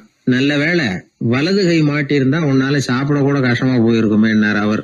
இதுக்கு அவன் சொன்னானா, முதல்ல வலது கை தாங்க மாட்டிக்க இருந்தது, நான் தான் உடனே புத்திசாலித்தனமா அதை இழுத்துக்கிட்டு இடது கையை கொடுத்தேன் அப்படின்னு இருக்கான். இவன் எப்பேற்பட்ட புத்திசாலி பாருங்க. இந்த வலது கை இடது கைங்கிறத பத்தி அறிவியல் ஆராய்ச்சி ஒரு பக்கம் இருந்தாலும் கை சுத்தமா இருக்கணும், இது வாழ்க்கைக்கு முக்கியம். உண்மை, உழைப்பு, நேர்மை இதெல்லாம் இருந்தாதான் வாழ்க்கையில முன்னேற முடியும். அதனால இந்த இடது கை பழக்கம், வலது கை பழக்கம் எது எப்படி இருந்தாலும் அது ஒருத்தருடைய புத்திசாலித்தனத்தை பாதிக்கிறது இல்ல. அதனால வாழ்க்கையில முன்னேறதுக்கு இது ஒரு இடைஞ்சலா இருக்கிறது இல்ல. நாம நம்ம உடம்பையும் புரிஞ்சுக்குவோம், மனசையும் புரிஞ்சுக்குவோம். அப்படி புரிந்து கொண்டு வாழ்க்கையில முன்னேறுவோம். என் நண்பர் ஒருத்தர் ஆழ்ந்த சிந்தனையில இருந்தார். என்ன யோசனை பண்றீங்கன்னு கேட்டேன். தலைவர் ஆகணும்னு பார்க்குறேன், அதுதான் என்ன வழின்னு யோசிச்சுக்கிட்டு இருக்கேன்னார். நான் கூட அது மாதிரி யோசிச்சு பார்த்தேன், அதுக்கப்புறம் அந்த யோசனையை கை விட்டுட்டேன் அப்படின்னோம். ஏன்னு கேட்டார். அதுக்கான தகுதிகள் நமக்கு இல்லைங்கிறது புரியுது. அது நமக்கு புரியறத விட நம்ம விட மற்றவங்களுக்கு நல்லா புரிஞ்சு போச்சு. அதனால் பேசாமல் கம்முன்னு இருந்துடுறது தான் நல்லது அப்படின்னோம். தலைவர் ஆகிறதுக்கு தகுதிகள் வேற உண்டோ அப்படின்னு கேட்டார். அவர் யதார்த்தமாக தான் கேட்குறார். நாங்கள் உடனே எங்ககிட்ட இருந்த ஒரு புத்தகத்தை எடுத்து அவர்கிட்ட கொடுத்தோம். படித்து பாருங்கன்னு. தலைவர் ஆகிறதுக்கு என்ன வழி அப்படிங்கிறத பற்றி அதில் போட்டிருக்கிறாங்க. முதல் வழி என்ன தெரியுமா? ஒரு 4 பேர் முன்னாடி இல்லைன்னா ஒரு கூட்டத்துக்கு முன்னாடி நீங்கள் பேச போகிறீங்க. அப்போ எப்படி ஆரம்பிக்கணும்னா, உண்மையான புகழ்ச்சி, நேர்மையான பாராட்டு இதோடு ஆரம்பிக்கணும். எடுத்ததுமே அது சரியில்லை இது சரியில்லைன்னு பேசிகிட்டு இருக்கக்கூடாது. மக்களை பார்த்து நீங்கள் தான் தப்பு பண்ணிவிட்டீங்க அப்படின்னு நேரடியாக சொல்லக்கூடாது. தவறு இருந்தாலும் அதை மறைமுகமாக ஏதாவது கதை சொல்லி அதிலிருந்து அவங்க புரிஞ்சுக்கிற மாதிரி செய்யணும். அடுத்தவங்க பண்ண தப்பு என்னன்னு அலசறதுக்கு முன்னாடி நீங்கள் பண்ணின தப்பு என்னங்கிறத பற்றியே பேசுங்க. எதுக்கும் நேரடியாக உத்தரவு போட்டுக்கிட்டு இருக்கக்கூடாது. இதை நீங்கள் செய்யணும் அப்படின்னு சொல்கிறதுக்கு பதிலாக நீங்கள் இப்படி செஞ்சால் எப்படி இருக்கும் அப்படின்னு கேள்வி மாதிரி கேட்கணுமா. இப்படி கேட்டால் அது உத்தரவு மாதிரி தெரியாதான். அடுத்தவங்க மரியாதையை காப்பாற்றுறது மாதிரி பேசணுமா. உங்கள் பேச்சு இன்னொருத்தரை அவமானப்படுத்துறது மாதிரி இருக்கக்கூடாதான். ஏன்டா இவங்கிட்ட போய் மாட்டிக்கிட்டோம்னு யாரும் நினச்சிடக்கூடாது. ஒவ்வொரு சின்ன வளர்ச்சியையும் பாராட்டணும். வெற்றி சாதாரணமாக இருந்தாலும் பாராட்டாமல் இருந்துடக்கூடாது. பாராட்டும் பொழுது தாராளமாக இருக்கணும். குறை சொல்லும் பொழுது கவனமாக இருக்கணும். வாய்க்கு வந்தபடி பேசிவிட்டா அதுக்கப்புறம் வகையாக மாட்டிக்கிட்டு முழிக்க வேண்டியிருக்கும். நீங்கள் பேசுறது இன்னொருத்தருக்கு ஒரு கௌரவத்தையும் மரியாதையும் உண்டு பண்ணுறது மாதிரி இருக்கணும். நீங்கள் பேசுறது அடுத்தவங்களுக்கு இருக்கிற கொஞ்ச நெஞ்ச மரியாதையும் எடுத்து விடுறது மாதிரி இருக்கக்கூடாது. உங்கள் பேச்சை கேட்டால் கேட்குறவங்களுக்கு ஒரு ஊக்கம் வரணும், உற்சாகம் வரணும். தவறு எதுவாக இருந்தாலும் அதை சுலபமாக திருத்திக்கலாம், சரி பண்ணிக்கலாங்கிறது மாதிரி இருக்கணும் உங்கள் பேச்சு. அடுத்தவங்களை சந்தோஷப்படுத்துங்க. உங்கள் யோசனையை கேட்டு நடந்துக்கிறதுனால அந்த சந்தோஷம் அவங்களுக்கு கிடைக்கணும். இந்த தகுதியெல்லாம் உங்ககிட்ட இருந்தால் நீங்கள் ஒரு சிறந்த தலைவராகலாம் அப்படின்னு அந்த புஸ்தகத்தில் போட்டிருக்கு. இந்த காலத்தில் தலைவர் ஆகிறதுக்கு வேறு சில தகுதிகள்லாம் கூட தேவைப்படுது. ஒரு புள்ள தன்னுடைய அப்பா கிட்ட, அப்பா உன்ன மாதிரியே நானும் அரசியலில் சேரணும், தலைவர் ஆகணும்னு ஆசைப்படுறேன், இன்னையிலேருந்து எனக்கு அரசியல் பாடம் கற்றுக் கொடு அப்படின்னு கேட்டிருக்கான். அவரும் சரின்னு சொல்லிவிட்டு ஒரு பெரிய ஏணியை எடுத்துகிட்டு வந்தாரான். ஒரு செவுத்தில் சாத்தினார். இந்த ஏணியில் ஏறி உயர போய் அங்கே பரன் மேலே இருக்கிற ஒரு புத்தகத்தை எடுத்துகிட்டு வாடான் இருக்கார் மகனை பார்த்து. அப்பா ஏணி ரொம்ப உயரமாக இருக்குது, நீ ஜாக்கிரதையாக இதை பிடிச்சிக்கோ, நான் ஏறி போகிறேன் அப்படின்னு நான் பையன். பயப்படாத நான் பார்த்துக்கிறேன்னார் அப்பா. பையன் ஏணியில் ஏறினா உச்சிக்கு போனதும் அப்பா கையை எடுத்துட்டார். ஏணி அப்படியே சரிஞ்சுட்டுது. பையன் பொத்துன்னு கீழே விழுந்துட்டான். இடுப்பு பிடிச்சிக்கிட்டே எழுந்திரிச்சான். என்னப்பா இது, இப்படி என்னை ஏற விட்டுட்டு கையை விட்டுட்டியே, இப்படி கைவிடலாமா அப்படின்னு கத்தியிருக்கான். அப்பா நிதானமாக சொன்னாராம், அவசரப்படாதேப்பா, அரசியலில் இதுதான் முதல் பாடம், பெத்த அப்பனாக இருந்தாலும் அவனை நம்பாதே அப்படின்னு உபதேசம் பண்ண ஆரம்பித்தார். காலை நேரம், கடற்கரை ஓரம், காலை வீசிக்கிட்டு கையை வீசிக்கிட்டு ஏதோ சண்டைக்கு போகிற சிப்பாய் மாதிரி எல்லாரும் நடந்து போயிட்டு இருக்கிறாங்க. நடைப்பயிற்சி. அதில் நமக்கு தெரிஞ்ச ஒருத்தர் எதிரில் வந்தார் ரொம்ப வேகமாக. என்ன சார் வாக்கிங்க அப்படின்னு கேட்டோம். அவரால் ஆமாம்னு பதில் சொல்ல முடியல, அவ்வளவு கஷ்டம். மூச்சு விடுறதுக்கே வாயை திறந்து மூடிக்கிட்டு இருக்கிறார். எங்கே பேசுறது? கொஞ்சம் நின்று நிதானித்து மூச்சு விட்டுட்டு அதுக்கப்புறம் சொன்னார் ஆமாம் அப்படின்னு. என்ன சார் இவ்வளவு வேகம்னோம்? உங்கள் பேச்சை கேட்டுவிட்டு தான் சார் நடக்க ஆரம்பித்தோம். நீங்கள் தான் அடிக்கடி சொல்லிகிட்டு இருந்தீங்க நடக்கிறது நல்லதுன்னு. அன்னையிலேருந்து ஆரம்பிச்சுட்டேன், ஆனால் ரொம்ப கஷ்டமாக இருக்குது சார். இப்போ பாருங்கள், உங்கள்கிட்ட சுலபமாக பேசக்கூட முடியல, மூச்சு வாங்குது, உடம்பு கூட வலிக்கிறது மாதிரி இருக்குது அப்படின்னு அவர் பாட்டுக்கு பேச ஆரம்பிச்சிட்டார். உங்களை யார் சார் இவ்வளவு வேகமாக நடக்க சொன்னது? வேகத்தை குறைங்க, மெதுவாக நடங்க அப்படின்னோம். நீங்கள் நடக்கிறதுனால என்னென்ன சௌகரியம்னு அன்னைக்கு சொன்னீங்களே தவிர சௌகரியமாக நடக்கிறது எப்படின்னு சொல்லலையே அப்படின்னார் அவர். இன்னமும் லேசாக மூச்சு வாங்கிக்கிட்டே சொன்னால் கூட இவர் சொல்கிறதுலேயே ஒரு நியாயம் இருக்குது. அதனால் இந்த நடைப்பயிற்சி பண்ணுறவங்க கவனிக்க வேண்டிய சில முக்கியமான குறிப்புகள் இருக்குது. அது என்னென்னங்கிறத அவங்க தெரிஞ்சுக்கணும். அது தெரிஞ்சு வச்சுக்கிறது நல்லது. இதெல்லாம் மருத்துவ நிபுணர்கள் சொல்கிற குறிப்புகள். அவங்க என்ன சொல்கிறாங்க தெரியுமா? உங்கள் வயசு 40க்கு மேலேயா? உங்கள் எடை இருக்க வேண்டியதை விட 10 கிலோ அதிகமாக இருக்குதா? நீங்கள் புகை பிடிக்கிறவரா? இதய நோய், இரத்த நாள நோய், உயர் இரத்த அழுத்தம் இப்படி ஏதாவது உங்களுக்கு உண்டா? அப்படின்னா நீங்கள் உங்கள் இஷ்டத்துக்கு வரிஞ்சு கட்டிக்கிட்டு நடைப்பயிற்சி பண்ண ஆரம்பிச்சிடாதீங்க. முதல்ல ஒரு மருத்துவ பரிசோதனை பண்ணிக்கோங்க, அதுதான் நல்லது அப்படின்னு அவங்க சொல்கிறாங்க.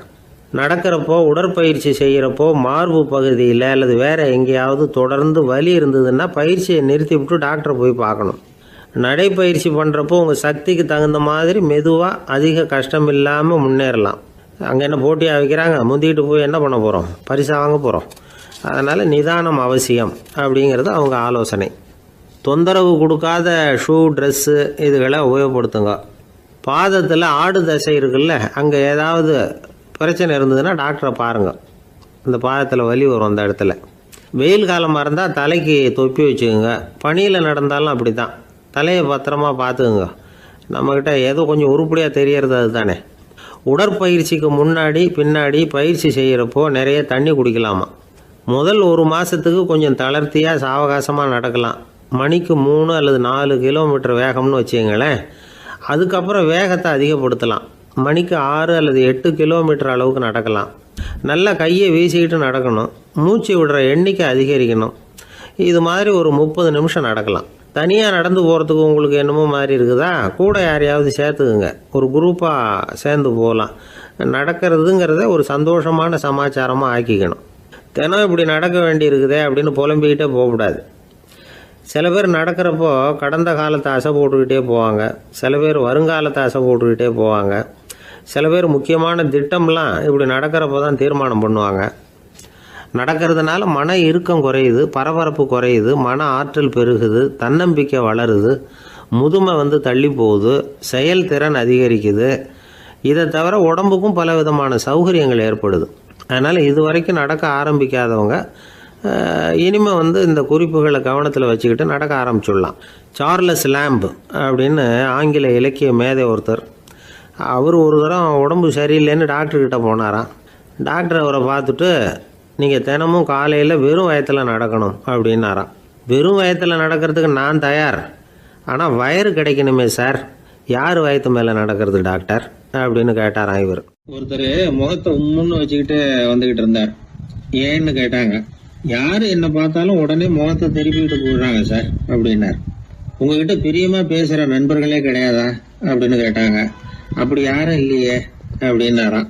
அதிகமாக நமக்கு நண்பர்கள் கிடைக்கணும்னா அதுக்குன்னு சில உத்திகள் இருக்கு, அமெரிக்க எழுத்தாளர் ஒருத்தர் சொல்லியிருக்கிறார் அப்படின்னு சொன்னாங்களாம் விவரம் தெரிஞ்சவங்க. அப்படின்னு அதை எனக்கும் கொஞ்சம் சொல்லிக் கொடுங்களேன் அப்படின்னு கேட்டிருக்காரு இவர். உடனே அதை பத்தி அவர்கிட்ட சொல்ல ஆரம்பிச்சாங்களாம். அது என்னன்னா, முதல் குறிப்பு என்னன்னா, எதிரில் உள்ளவங்க நிறைய பேசுறதுக்கு வாய்ப்பு கொடுக்கணுமா. நம்ம பத்தியே பேசிட்டு இருக்க கூடாதான். அவர் பேசுற விஷயம் எதுவா இருந்தாலும் ஆமா நல்லது அப்படின்னு சொல்லி ஏத்துக்கணுமா. இது ஒரு குறிப்பு. 2வது குறிப்பு என்னன்னா, கூடுமான வரைக்கும் யாருகிட்டையும் அனாவசியமா வாதம் பண்ணிட்டு இருக்க கூடாது. 3வது குறிப்பு என்னன்னா, எந்த பிரச்சனையையும் அடுத்தவங்க கண்ணோட்டத்திலேயே பார்க்கணும், நம்ம கண்ணோட்டத்திலேயே பார்த்துட்டு இருக்க கூடாது. எப்பவுமே அடுத்தவங்க மனோபாவத்தை நாம புரிஞ்சு வச்சிருந்தோம்னா நம்மள யாராலையும் ஜெயிக்க முடியாது. 4வது குறிப்பு என்னன்னா, ஒருத்தர்கிட்ட பேச ஆரம்பிக்கிறப்பவே இயல்பா அன்பா ஆரம்பிக்கணும். உதாரணத்துக்கு, இந்த சட்டை உங்களுக்கு ரொம்ப பொருத்தமா இருக்குதே அப்படின்னு சொல்லி ஆரம்பிக்கலாம். அதை விட்டுட்டு, அன்னைக்கு என்ன சார் என்ன அம்போன்னு விட்டுட்டு அப்படி ஆயிட்டீங்க அப்படின்னு ஆரம்பிக்க கூடாதான். இதெல்லாம் விவரம் தெரிஞ்சவங்க சொல்லி கொடுத்துருக்கிற குறிப்புகள். 5வது விஷயம் என்னன்னா, நம்ம தவறுகளை தயக்கம் இல்லாம ஒத்துக்கணும், அதுக்காக கூச்சப்படக்கூடாது. 6வது குறிப்பு, அடுத்தவங்க கருத்துக்கு மதிப்பு கொடுக்கணும். நீங்க சொல்றது தப்பு சார் அப்படின்னு முகத்துல அடிச்சா அப்படி பேசக்கூடாது. 7வது விஷயம் என்னன்னா, சில பேர் எப்ப பார்த்தாலும் சவால் விட்டுக்கிட்டே இருப்பாங்க. அனாவசியமான சவால் சில பேரால தவிர்க்க முடியாது, அப்படி விடக்கூடாதான். 8வது கருத்து, நம்ம கருத்து என்னவோ அதை எதிராளியின் வாயிலிருந்து வரவழைக்கணும். அப்படி வரவழைக்கிறதுக்கு முயற்சி பண்ணணும். இது ஒரு முக்கியமான கருத்து. அப்புறம் 9வது குறிப்பு என்னன்னா, நம்ம யோசனைய புதிய முறையில சொல்லி பார்க்கலாம். அடுத்தவங்க சொல்ற யோசனையை ஏத்துக்கணும். அந்த யோசனை மகா மோசமா இருந்தா கூட அதை ஏத்துக்கிற மாதிரி நடிக்கலாமா, அது கூட தப்பு இல்லைங்கிறாங்க. 10வது குறிப்பு ரொம்ப முக்கியமானது. அதாவது அனாவசியமா பொய் சொல்லக்கூடாது. அப்படி எப்பவாவது பொய் சொல்ல வேண்டிய அவசியம் வந்துட்டுதுன்னு வைங்க, பெரிய பொய்யா சொல்லி பண்ணுமா, அதை நம்பும்படியா சொல்லணுமா. சில சமயம் தேவைப்பட்டா பொய்ய உண்மையா கூட மாத்திக்கலாமா. அது எப்படி பொய்ய உண்மையா மாத்திக்கிறது அப்படின்னா, இப்ப எனக்கு கார் ஓட்ட தெரியும்னு நண்பர்கள் கிட்ட பொய் சொல்லியாச்சு. நண்பர்கள் நிஜமாவே ஒரு காரை கொடுத்து ஓட்டுன்னு சொல்றதுக்கு முன்னாடி ஏதாவது ஒரு டிரைவிங் ஸ்கூல்ல சேர்ந்து கார் ஓட்டுறதுக்கே கத்துக்கிறது. இது ஒரு உதாரணம். இது மாதிரி பொய்ய உண்மையாக்கக்கூடிய சில உத்திகள் உண்டு. அதனால சில பிரச்சனைகளை தீர்த்தர முடியுமா. அப்புறம் 11வது குறிப்பு என்னன்னா, உயர்ந்த நோக்கங்களை மட்டும் வெளியில பேசணும். உள் மனசு எவ்வளவு ஒட்டடை படிஞ்சு கிடந்தாலும் பரவாயில்ல, அதை பத்தி பேச வேண்டியதில்லை. 12வது குறிப்பு சொல்றாங்க, சிறந்த நல்ல நண்பர்களை தேடிதான் பெற வேண்டியிருக்கும், அவ்வளவு சுலபமா கிடைச்சிட மாட்டாங்க அப்படின்னு சொல்றாங்க. இவ்வளவு குறிப்புகளும் அமெரிக்க நிபுணர் ஒருத்தர் சொல்லி வச்சிருக்கிறார். இப்படி எல்லாம் நடந்துகிட்டா நமக்கு நல்ல நண்பர்கள் கிடைப்பாங்களாம். முயற்சி பண்ணி பார்க்கணும். இந்த காலத்துல எல்லாம் எத்தனையோ விதமான நண்பர்கள் உண்டு. ஒருத்தர் ரொம்ப கவலையோட நின்னுகிட்டு இருந்தார். கண்ணு கலங்கி இருந்தது. ஏன் இப்படி கவலையோட நின்னுகிட்டு இருக்கிறீங்க அப்படின்னு கேட்டோம். என்னுடைய நண்பன் ஒருத்தன் ஒரு நாள் கோபத்துல என்னை பார்த்து சொல்லிவிட்டான், உன்னோட 1 வருஷத்துக்கு பேச மாட்டேன் போ அப்படின்னு சபதம் போட்டுட்டான் அப்படின்னார். அதுக்காகவா இப்படி கவலைப்பட்டுக்கிட்டு கண் கலங்கி நிக்கிறீங்க அப்படின்னு கேட்டோம். இதுக்கு அவரு சொன்னார், நான் அதுக்காக கவலைப்படல சார், அந்த 1 வருஷ கெடு என்னையோட முடியுது, அதை நினைச்சுதான் கவலைப்படுறேன், கண்ணீர் விடுறேன் அப்படின்னாராம் சோகமா. ஒரு ஊர்ல ஒரு மன்னர் இருந்தார். அவரு பக்கத்து தேசத்து மேல படையெடுக்கணும்னு நினைச்சுக்கிட்டு இருந்தார். அதையும் தன்னுடைய நாட்டோட சேர்த்துக்கணுங்கிற ஆசை. எப்போ படையெடுக்கலாம்னு யோசிச்சுக்கிட்டு இருந்தார். இப்படி யோசிச்சுக்கிட்டு இருந்த சமயத்துல ஒரு பெரியவர் அவரை தேடிட்டு வந்தார். அவர் அடிக்கடி வருவார், அவர்கிட்ட பேசிக்கிட்டு இருப்பார். இப்போ அப்படித்தான் வந்தார். என்ன மன்னா யோசனைன்னாரு. இவர் தன்னுடைய யோசனையை சொன்னார். இந்த சமயத்துல மன்னருக்கு தாகம் எடுத்தது. தண்ணி குடிக்கணும் போல இருந்தது. உடனே அங்க இருந்த ஒரு அரண்மனை பணியாளரை கூப்பிட்டார். போய் கொஞ்சம் தண்ணி கொண்டு வாப்பா அப்படின்னார். அந்த பணியாளர் போனார். ஒரு கோலையில தண்ணி கொண்டு வந்தார். ராஜா கிட்ட நீட்டினார். ராஜா அதை வாங்கி குடிக்கிறதுக்காக வாயிட்ட கொண்டுட்டு போனார். அந்த நேரம் பார்த்து மன்னா கொஞ்சம் பொறுங்கன்னார் இந்த பெரியவர். ஆவலோட குடிக்க போன மன்னர் அப்படியே நிறுத்திக்கிட்டு பெரியவரை பார்த்தார். இப்ப அந்த பெரியவர் சொன்னார், மன்னா, இப்போ உங்களை விட வலிமை உள்ள ஒரு சக்தி உங்களுக்கு தண்ணி கொடுக்க மறுத்துடுதுன்னு வைங்க, உங்களை குடிக்க விடாம தடுத்துடுது அப்படின்னா, இப்ப இந்த ஒரு கோவள தண்ணீரை என்ன விலை கொடுத்து வாங்குவீங்க அப்படின்னு கேட்டார். இப்போ எனக்கு இருக்கிற தாகத்துக்கு என்னுடைய அரசாங்கத்துல பாதியையாவது கொடுத்து இந்த தண்ணியை வாங்கறதுக்கு தயங்க மாட்டேன்னார் அவர். சரி, இப்போ அந்த தண்ணியை குடிங்கன்னார் பெரியவர். மன்னர் ஆவலோடு அந்த தண்ணியை குடிச்சு முடிச்சார். அதுக்கப்புறம் கொஞ்ச நேரம் தன்னுடைய படையெடுப்பை பத்தி சொல்லிக்கிட்டு இருந்தார். கொஞ்ச நேரம் கழிச்சு மறுபடியும் இந்த பெரியவர் கேட்டார், மன்னா, இப்போ நீங்க ஒரு கோவள தண்ணீரை குடிச்சு முடிச்சுட்டீங்க. இப்ப அந்த தண்ணீர் உங்க உடம்ப விட்டு வெளியில வரக்கூடிய பாதை அடப்பட்டு போச்சு அப்படின்னு வச்சுங்க, அதை வெளியேற்றுவதற்காக நீங்க எவ்வளவு செலவழிப்பீங்க அப்படின்னு கேட்டார். மன்னர் யோசனை பண்ணார். அப்படி ஒரு நிலைமை ஏற்பட்டு போச்சுன்னா என்னுடைய அரசாங்கம் பூராவையும் அதுக்கு ஈடா தர்றதுக்கு கூட தயங்க மாட்டேன்னார். இப்ப அந்த பெரியவர் சொன்னார், எந்த அரசாங்கத்தின் மதிப்பு ஒரு கோவள தண்ணீர் அளவுக்கு கூட இல்லையோ அந்த அரசாங்கத்தை அடையணுங்கிற பேராசையில மனிதர்கள் தங்களுடைய சகோதரர்கள் கூடவே சண்டை போட்டுக்கிறாங்களே, அதுல ஏதாவது அர்த்தம் இருக்குதா அப்படின்னாராம். மன்னருக்கு இப்பதான் அர்த்தம் புரிஞ்சுதான். மனசுல தெளிவு உண்டாச்சு. தன் மனசுக்குள்ள உண்டான வெறியை விரட்டி அடிச்சு விட்டார். அதுக்கப்புறம் நிம்மதியா ஆட்சி புரிஞ்சார். இப்படி ஒரு கதை. உயிருக்கு என்ன விலை கொஞ்சம் யோசனை பண்ணி பாருங்க. ஆனா அது இப்போ எவ்வளவு மலிவா போயிட்டுது, அதையும் யோசனை பண்ணி பாருங்களேன். ஆசை பேராசையா மாறுது, அப்புறம் அது வெறியா ஆகுது, அதுக்கப்புறம் பைத்தியம் முடியுது. இந்த காலத்து மனிதர்களுக்கு 2 விதமான பைத்தியம் பிடிச்சிருக்கிறதாக ஒரு பெரியவர் சொல்றார். ஒன்னு பணம், இன்னொன்னு அதிகாரம். இதெல்லாம் எவ்வளவு காலத்துக்கு நீடிக்கும்? ஒரு சர்வாதிகார நாட்டில் 3 பேர் ஜெயில இருட்டு அறையில பேசிக்கிட்டு இருக்கிறாங்க. நீ எப்படி இந்த ஜெயிலுக்கு வந்த அப்படின்னு ஒருத்தர் கேட்டாராம். இந்த நாட்டு ராஜாவை ஆதரிச்சு நான் பிரச்சாரம் பண்ணினேன், அதனால கூட்டத்தில் தகராறு வந்துட்டுது, கலவரமா போச்சு, அதுக்கு நான் தான் காரணம்னு அரெஸ்ட் பண்ணி இங்க கொண்டாந்து போட்டாங்க அப்படின்னாராம் அவரு. சரி, நீ எப்படி இங்க வந்த அப்படின்னு இன்னொருத்தரை பார்த்து கேட்டிருக்கார். நான் இந்த நாட்டு ராஜாவை எதிர்த்து பிரச்சாரம் பண்ணேன், அதனால கலவரம், அரெஸ்ட் பண்ணி கொண்டாந்து போட்டாங்கன்றார். சரிப்பா, நீ எப்படி அங்க வந்த அப்படின்னு 3வது ஆளை பார்த்து இவங்க கேட்டாங்களாம். இதுக்கு அந்த ஆள் மெதுவா வெளிச்சத்துக்கு நான் தான் இந்த நாட்டு ராஜா அப்படின்னாராம். ஊர்ல ஒரு ஞானி இருந்தார். ஒரு நாள் அவரை தேடிட்டு ஒருத்தர் வந்தார். வந்தவர் ஞானியை பார்த்து ஒரு கேள்வி கேட்டார். ஐயா, உங்களுடைய சாதனை என்ன? இதுதான் அவர் கேட்ட கேள்வி. இதை கேட்டதும் அந்த ஞானி நிமிர்ந்து இவரை பார்த்தார். அப்புறம் சொன்னார், அது ஒன்றும் பெரிய விஷயம் இல்லை, அது ரொம்ப எளிமையான ஒண்ணு. எப்போ எனக்கு பசிக்குதோ அப்ப நான் சாப்பிட்டுருவேன், எப்ப எனக்கு தூக்கம் வருதோ அப்ப நான் தூங்கிடுவேன், அவ்வளவுதான் அப்படின்னார். கேள்வி கேட்டவர் ஒரு மாதிரி ஆயிட்டார். ஐயா, இதே தானே நாங்களும் செய்யறோம், இதுல என்ன அதிசயம் இருக்கு அப்படின்னார். இப்ப அந்த ஞானி சொன்னாராம், இங்கதான் நீங்க தப்பு பண்றீங்க அப்படின்னாராம். அப்படியான்னாரு இவரு. ஆமா அப்படின்னாராம். நீங்க செய்யற தவறு எனக்கு புரியுது.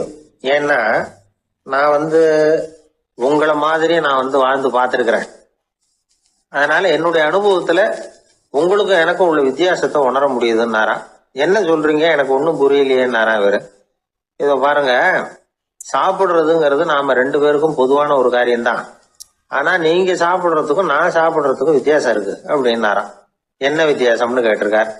நீங்க பசி இல்லாத பொழுது சாப்பிடுறீங்க, இப்போ சாப்பிடுற நேரம் வந்துட்டுது அப்படிங்கிறதுக்காக சாப்பிடுறீங்க. சாப்பாடு ருசியா இருக்கு அப்படிங்கிறதுக்காக சாப்பிடுறீங்க. எது தேவைங்கிறது தெரியாம சாப்பிடுறீங்க. அது மாதிரி தூக்கமும் உங்களுக்கு ஒரு பழக்கமா போட்டுது. இப்போ இது தேவையா இல்லையா அப்படிங்கிறத பத்தி நீங்க யோசிச்சு பாக்குறது இல்ல. சாப்பிடும் பொழுது 1000 வேலைகளை மனசுல நினைச்சுக்கிட்டு இருப்பீங்க, அதனால அது சாப்பிடுதலா இருக்காது. அதே மாதிரி நீங்க தூங்கும் பொழுதும் அது தூங்குதலா இருக்காது. ஏகப்பட்ட கனவுகள் வரும். உங்க மனசு மேலும் மேலும் கனவுகளை உருவாக்கி கொண்டே இருக்கும். அதனால எனக்குள்ள நடக்கிறது வேற மாதிரி, நீங்க நினைக்கிறது மாதிரி இல்ல. எனக்குள்ள நடக்கிறது எப்படின்னா, நீங்க செய்யறது மாதிரி இல்ல. தூக்க உணர்வு வந்த உடனே தூங்குதல் மட்டுமே நடைபெறும். அதுதான் என்கிட்ட நடக்கிறது அப்படின்னாராம் அந்த ஞானி. இப்ப வித்தியாசம் புரியுதா? அந்த ஞானி சாப்பிடுறத அனுபவிக்கிறார், அது எக்ஸ்பீரியன்ஸ். நாம அப்படி இல்லை, மனம் போன போக்குல சாப்பிடுறோம். இது இன்டெலிஜிங். இது 2லயும் செயல்ல வேறுபாடு இல்லை, விழிப்புணர்வுல தான் வேறுபாடு இருக்கு. அவர் சாப்பிடும் பொழுது ஒரு சாட்சி மனோபாவத்தோட சாப்பிடுறார். எவ்வளவு தேவையோ அவ்வளவுதான் சாப்பிடுறார். ஏன்னா அவருடைய விழிப்புணர்வு முழுமையா செயல்படுது. அதனால அவர் சாப்பிடும் பொழுது நம்மை விட மகிழ்ச்சியா இருக்கிறார். நாம அப்படி இல்லை, வயிற்றை நிரப்புறதுக்காக சாப்பிடுறோம். இன்னும் சொல்ல போனா சாப்பிடும் பொழுது நாம அங்கேயும் இருக்கிறது இல்லை, எங்கேயோ போயிடுறோம். உடம்பு மட்டும்தான் அங்க இருக்கும். ஆனா ஞானி அப்படி இல்லை. அவர் சாப்பிடும் பொழுது சாப்பிடுதல் மட்டுமே இருக்கும். எந்த ஒரு செயலையும் விழிப்புணர்வோட செய்யலாம், மனம் போன போக்கிலையும் செய்யலாம். விழிப்புடன் செய்யறப்போ செய்யும் செயல் நம்ம அனுபவமாகிறது, அவ்வளவுதான். இதெல்லாம் பெரிய தத்துவம் மாதிரி தெரியும். இருந்தாலும் நாம புரிஞ்சுக்க வேண்டியது என்னன்னா, எந்த காரியத்தை செஞ்சாலும் அதுல முழு ஈடுபாடு வேணுங்கிறது முக்கியம். அந்த அளவுக்கு முதல்ல நம்மளை மாத்திக்கிட்டா போதும். ஆனா நம்ம ஆளுங்க அந்த அளவுக்கு இருக்கிறது இல்ல, எல்லாமே அரைகுறை தான். கேட்டா ஞாபகம் மருதி. ஒருத்தன் என்ன பண்ணானா, விமான டிக்கெட் வாங்கிக்கிட்டு ரயில்வே ஸ்டேஷனுக்கு வந்துட்டான். அப்புறம் தான் புரிஞ்சுது தவறுதெல்லாம் இங்க வந்துட்டோம்ங்கிறது. உடனே அவசரமா விமான நிலையத்தை நோக்கி ஓடி இருக்கிறான். அங்க போய் கவுண்டர்ல கேட்டிருக்கான், மேடம் நான் தவறுதெல்லாம் ரயில்வே ஸ்டேஷனுக்கு போயிட்டேன், இப்ப விமானத்தையும் தவற விட்டுட்டேன், அடுத்த பிளைட்ல எனக்கு இதை மாத்தி தர முடியுமான்னு கேட்டிருக்கான். முடியாதுன்னாங்களாம் அந்த அம்மா. ஏன்னு கேட்டானா, ஏன்னா இப்ப நீங்க வந்திருக்கிறது பஸ் ஸ்டாண்டு அப்படின்னாங்களாம். ஒரு காலத்துல பிரஷ்யா அப்படின்னு ஒரு தேசம் இருந்தது. இப்போ ஜெர்மனி இருக்குல்ல, இதோட பெரும்பகுதி ஒரு காலத்துல பிரஷ்யாங்கிற பேர்ல இருந்தது. அப்போ அதுக்கு அரசராக இருந்தவர் மகா ஃப்ரெடரிக், அதாவது ஃப்ரெடரிக் தி கிரேட் அப்படின்னு சொல்லுவாங்க. அந்த ராஜாவுக்கு ஒரு சந்தேகம், நாம பல வகையான வரிகளை விதிச்சு வசூல் பண்றோம், அப்படி பண்ணி வருமானம் குறைஞ்சிக்கிட்டே போகுதே, இதுக்கு என்ன காரணமா இருக்கும்? இதுதான் அவருக்கு ஏற்பட்ட சந்தேகம். ஒரு சமயம் அந்த அரசர் தம்முடைய அமைச்சர்களையும் பிரபுக்களையும் தளபதிகளையும் கூப்பிட்டு ஒரு விருந்து வச்சார். விருந்து முடிஞ்சதும் அவங்கள பார்த்து இந்த சந்தேகத்தை கேட்டார். வரிகள் அதிகமாக விதிச்சு வருமானம் குறையறதுக்கு என்ன காரணம் அப்படின்னு கேட்டார். பல பேருக்கு இதுக்கு சரியாக பதில் சொல்ல தெரியல. அனுபவசாலியான ஒரு தளபதி எழுந்திருச்சார். அரசே, அது எப்படிங்கிறத இப்போ உங்களுக்கு காட்டுறேன்னார். உடனே ஒரு பெரிய பனிக்கட்டி ஒன்றை தன்னுடைய கையில் எடுத்தார். அதை அப்படியும் எப்படியும் திருப்பி பார்த்தார். அப்புறம் அடுத்தவர்கிட்ட கொடுத்தார். அவர் அதை அப்படியும் எப்படியும் திருப்பி பார்த்துட்டு அடுத்தபடியாக இருந்தவர்கிட்ட கொடுத்தார். இப்படியே இதை ஒவ்வொருத்தரா பார்த்துட்டு ஒவ்வொரு கையா மாறி கடைசியில மன்னர் கைக்கு போய் சேர்ந்தது. மன்னர் கைக்கு அந்த பனிக்கட்டி போய் சேர்ந்தப்போ அது கொஞ்சம் கொஞ்சமா உருகி ஒரு பட்டாணி கடலை சைஸுக்கு ஆயிட்டுது. மன்னர் யோசனை பண்ணார், வரி அதிகமா போட்டாலும் வந்து சேர்றது குறைவா இருக்கிறதுக்கு என்ன காரணம் அப்படிங்கிறது அவருக்கு புரிஞ்சு போச்சு. காலம்தான் மாறிட்டு இருக்கே தவிர இந்த கையூட்டு வாங்குற பழக்கம் மாறினதாக தெரியல. இன்னொரு ராஜா இருந்தார். அவர் தன்னுடைய ராஜாங்கத்தில் லஞ்ச ஊழலே சுத்தமாக இருக்கக்கூடாது அப்படின்னு நினைச்சார். அவர்கிட்ட பல்வேறு துறைகளுக்கும் பொறுப்பாக இருந்த பல பேரும் ரொம்ப சுத்தமாகவும் நேர்மையாகவும் இருந்தாங்க. ஒரே ஒருத்தர் மட்டும் எல்லார்கிட்டையும் லஞ்சம் வாங்கிட்டே இருந்தார். அவரை வேற வேற துறைகளுக்கு மாற்றி பார்த்தாரு. அந்த ராஜா என்னென்னமோ பண்ணி பார்க்குறாரு. எந்த வேலையை கொடுத்தாலும் அதுலேயும் லஞ்சம் வாங்குறதுக்கு ஒரு வழியை உண்டு பண்ணிக்குவார் அந்த ஆள். ராஜாவுக்கு இது ஒரு பெரிய தலைவலியாக போட்டுது. இவர் என்ன பண்ணுறது, இவருக்கு என்ன வேலையை கொடுக்கறது, கொஞ்சம் கூட லஞ்சம் வாங்கிறதுக்கு சான்ஸே இல்லாத ஒரு வேலையை கொடுக்கணும் அப்படின்னு திட்டம் போட்டார். ஒரு நாள் அவருக்கு அந்த உத்தரவும் போட்டுட்டார். அதாவது அவருக்கு என்ன வேலைன்னா, கடற்கரையில் தான் அவருக்கு ஆஃபீஸ், அங்கேயே இருந்துக்க வேண்டியது. தினமும் எத்தனை கடல் அலை கரையில் வந்து மோதுது அப்படிங்கிறத கணக்கெடுத்து ராஜாவுக்கு தெரிவிக்க வேண்டியது. இதுதான் அவருக்கு வேலை. பேசாமல் அலையை எண்ணிட்டு உட்காந்துருக்கட்டும், அப்போவாவது அவர் லஞ்சம் வாங்குகிற சந்தர்ப்பம் இல்லாமல் போயிடும் அவருக்கு அப்படின்னு நினச்சார் ராஜா. இந்த ஆள் கடற்கரைக்கு போய் டியூட்டியில் ஜாயின் பண்ணிட்டார். ஒரே மாதத்தில் அங்கே சொந்தமாக ஒரு பிரம்மாண்டமான மாளிகை கட்டிவிட்டார். ராஜாவுக்கு இது பெரிய ஆச்சரியமாக போச்சு. அலையை என்ற வேலையில் அந்த ஆள் எப்படி பணம் சம்பாதிச்சார் அப்படின்னு விசாரித்து பார்த்தார் அக்கம் பக்கத்தில். அந்த ஆள் என்ன பண்ணியிருக்கிறாருன்னா, கடற்கரையில் போய் பொறுப்பு ஏற்றுக்கிட்ட உடனே அங்கே இருந்த மீனவர்கள்கிட்ட எல்லாம் இந்த கரையில் வந்து ஒரு நாளில் வந்து மோதுற அலைகள் எத்தனை அப்படின்னு கேட்டிருக்காரு. அது எப்படிங்க தெரியும்னு இருக்காங்க அவங்க. தினமும் அந்த எண்ணிக்கை தெரியணும். நம்ம ராஜாவுக்கு தினமும் அறிக்கை அனுப்பணும், டெய்லி ரிப்போர்ட்டு.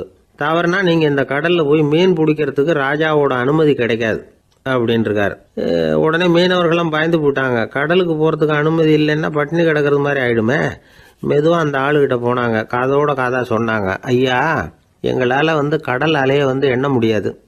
தினமும் எங்களால் முடிஞ்சதை உங்களுக்கு பணமாக கொடுத்துட்றோம். நீங்கள் தான் ராஜா கிட்ட சிபாரிசு பண்ணி நாங்கள் தொடர்ந்து மீன் பிடிக்கிறதுக்கு அனுமதி வாங்கி கொடுக்கணும் அப்படின்னு வேண்டிக்கிட்டாங்க.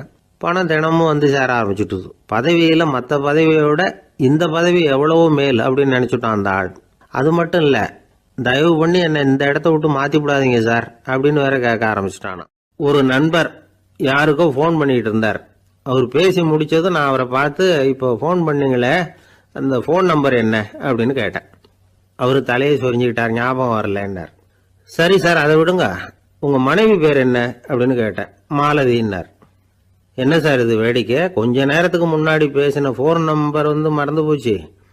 எப்போவோ கல்யாணம் பண்ணிக்கிட்ட மனைவி பேர் மறக்கலை, அதை கரெக்டாக சொல்லிவிட்டீங்களே அப்படின்னு கேட்டேன். அவர் என்ன ஒரு மாதிரியாக பார்த்தார். அவர் அப்படி என்னை பார்த்ததில் ஒன்றும் தப்பு இல்லை, ஏன்னா நாம் எல்லாருமே அப்படித்தானே. ஒரு குறிப்பிட்ட காரியத்துக்காக தொலைபேசியில் ஒருத்தட்ட பேசுகிறோம், அதுக்கப்புறம் அந்த எண் வந்து நமக்கு அனாவசியம், அதனால் மறந்துடுறோம். இதுக்கு பேர் தான் தற்காலிக ஞாபகம். ஆனால் மனைவி பேரை வந்து மறந்துட முடியுமா? முடியாது. அது வந்து அவசியமான ஒன்று. அடிக்கடி அந்த பேரை வந்து உபயோகப்படுத்துகிறோம், அதனாலேயும் அது வந்து முக்கியங்கிறதுனாலேயும் அதை மறக்கிறது இல்லை. இதுக்கு பேர் நிரந்தர ஞாபகம். சரி, இந்த தற்காலிக ஞாபகம், நிரந்தர ஞாபகம், இது ரெண்டு ஞாபக அளவுகளையும் கட்டுப்படுத்துறது எது அப்படின்னா மூளைக்குள்ள நடக்கிற மின்சார நடவடிக்கைகள் தான். தற்காலிக ஞாபகம் ஒரு மின்னல் மாதிரி தோன்றி மறையுது. நிரந்தர ஞாபகம் ஒரு படிவம் போல மூளையில படிஞ்சுடுது. ஒரு சம்பவத்தின் பல பிரதிகள் மூளையில பல்வேறு பகுதிகளிலேயும் படியறதுனால ஒன்று மறைஞ்சாலும் மறந்தாலும் இன்னொன்று மறையறதில்ல. இப்படிப்பட்ட நிலைமையில தான் தொண்டையில் இருக்கு, வாயில் வரமாட்டேங்குது சார் அப்படிமா. ஒருத்தருக்கு எந்த துறையில் ஆர்வமும் ஈடுபாடும் அதிகமோ அது சம்பந்தமான ஞாபக சக்தி அதிகமாக இருக்கும். தொழிலை விரும்புகிற ஒரு டெலிஃபோன் ஆபரேட்டருக்கு எண்கள்லாம் நல்ல ஞாபகம் இருக்கும். அது மாதிரி கவிஞர்களுக்கு வார்த்தைகள் நல்ல ஞாபகத்தில் இருக்கும். இது ஒரு பக்கம் இருந்தாலும் ஒரு மூளை வந்து எண்களை விட எழுத்துக்களை விட படங்களை ரொம்ப சுலபமாக ஞாபகத்தில் வச்சுக்குது. புரிஞ்சுக்கிற தன்மை, அனுபவம், புத்தி கூர்மை இது கூடி குறையிறத பொறுத்து ஞாபக சக்தியும் ஏறும் இறங்கும். இப்போ உதாரணத்துக்கு ஒரு பையனுக்கு படித்தது எதுவும் ஞாபகத்தில் இல்லைன்னா அவன் அதை சரியாக புரிஞ்சுக்கலன்னு அர்த்தம். இந்த மறதிங்கிறது எந்த சமயத்தில் ஒரு பிரச்சனை ஆகுது தெரியுமா? உங்களுக்கு வேண்டியப்பட்ட ஒருத்தரை ஞாயிற்றுக்கிழமை சாயந்தரம் சரியாக 5 மணிக்கு கடற்கரைக்கு வர சொல்லிவிட்டு அந்த நேரத்தை மறந்துட்டா அது பரவாயில்ல, வர சொன்னதையே மறந்துட்டாதான் நிலைமை மோசம்னு அர்த்தம். இப்படி இருந்தால் இது வந்து சிகிச்சை எடுத்துக்க வேண்டிய நிலைமைங்கிறத புரிஞ்சுக்கணும். ஆமாம், இதுக்கும் மருந்து இருக்கு. ஆனால் மூளை வந்து குறிப்பிட்ட அளவுக்கும் கீழே இயங்குறப்போவோ இன்னொன்று சொல்லுவாங்க, இந்த நியூரோ டிரான்ஸ்மிட்டர் அப்படின்னு சொல்லுவாங்க. அப்படிங்கிற மூளை ரசாயனம் ரொம்பவும் குறைஞ்சி போகிறப்போ மட்டும்தான் உபயோகப்படும். டாக்டர் என்ன சொல்கிறாங்க தெரியுமா? மூளையை பொறுத்த வரைக்கும் அதில் ஞாபக சக்தி அதிகமாக உள்ள மூளை, மறதி உள்ள மூளை அப்படின்னு ஒன்றும் கிடையாது அப்படிங்கிறாங்க. நினைவு வச்சுக்கிறதுக்கு பயிற்சி அளிக்கப்பட்ட மூளை, பயிற்சியற்ற மூளை அப்படின்னு வேணும்னா சொல்லலாம் அப்படின்னு சொல்கிறாங்க. அதனால நம்ம ஞாபக சக்திங்கிறது நம்ம கிட்ட இருக்கிற பயிற்சி, முயற்சி இதை பொறுத்து தான் அமையும். ஒருத்தர் ஒரு பென்சிலை எங்கேயோ வச்சுக்கிட்டு தேடிக்கிட்டு இருந்தார். அப்புறம் என்னமோ தீவிரமாக யோசனை பண்ணி அதை ஞாபகப்படுத்தி பார்த்துக்கிட்டு இருந்தாராம். எதிரில் உட்காந்துருந்தவர் சொன்னார், பென்சிலை தானே தேடிக்கிட்டு இருக்கீங்க, அது உங்கள் வலது காதில்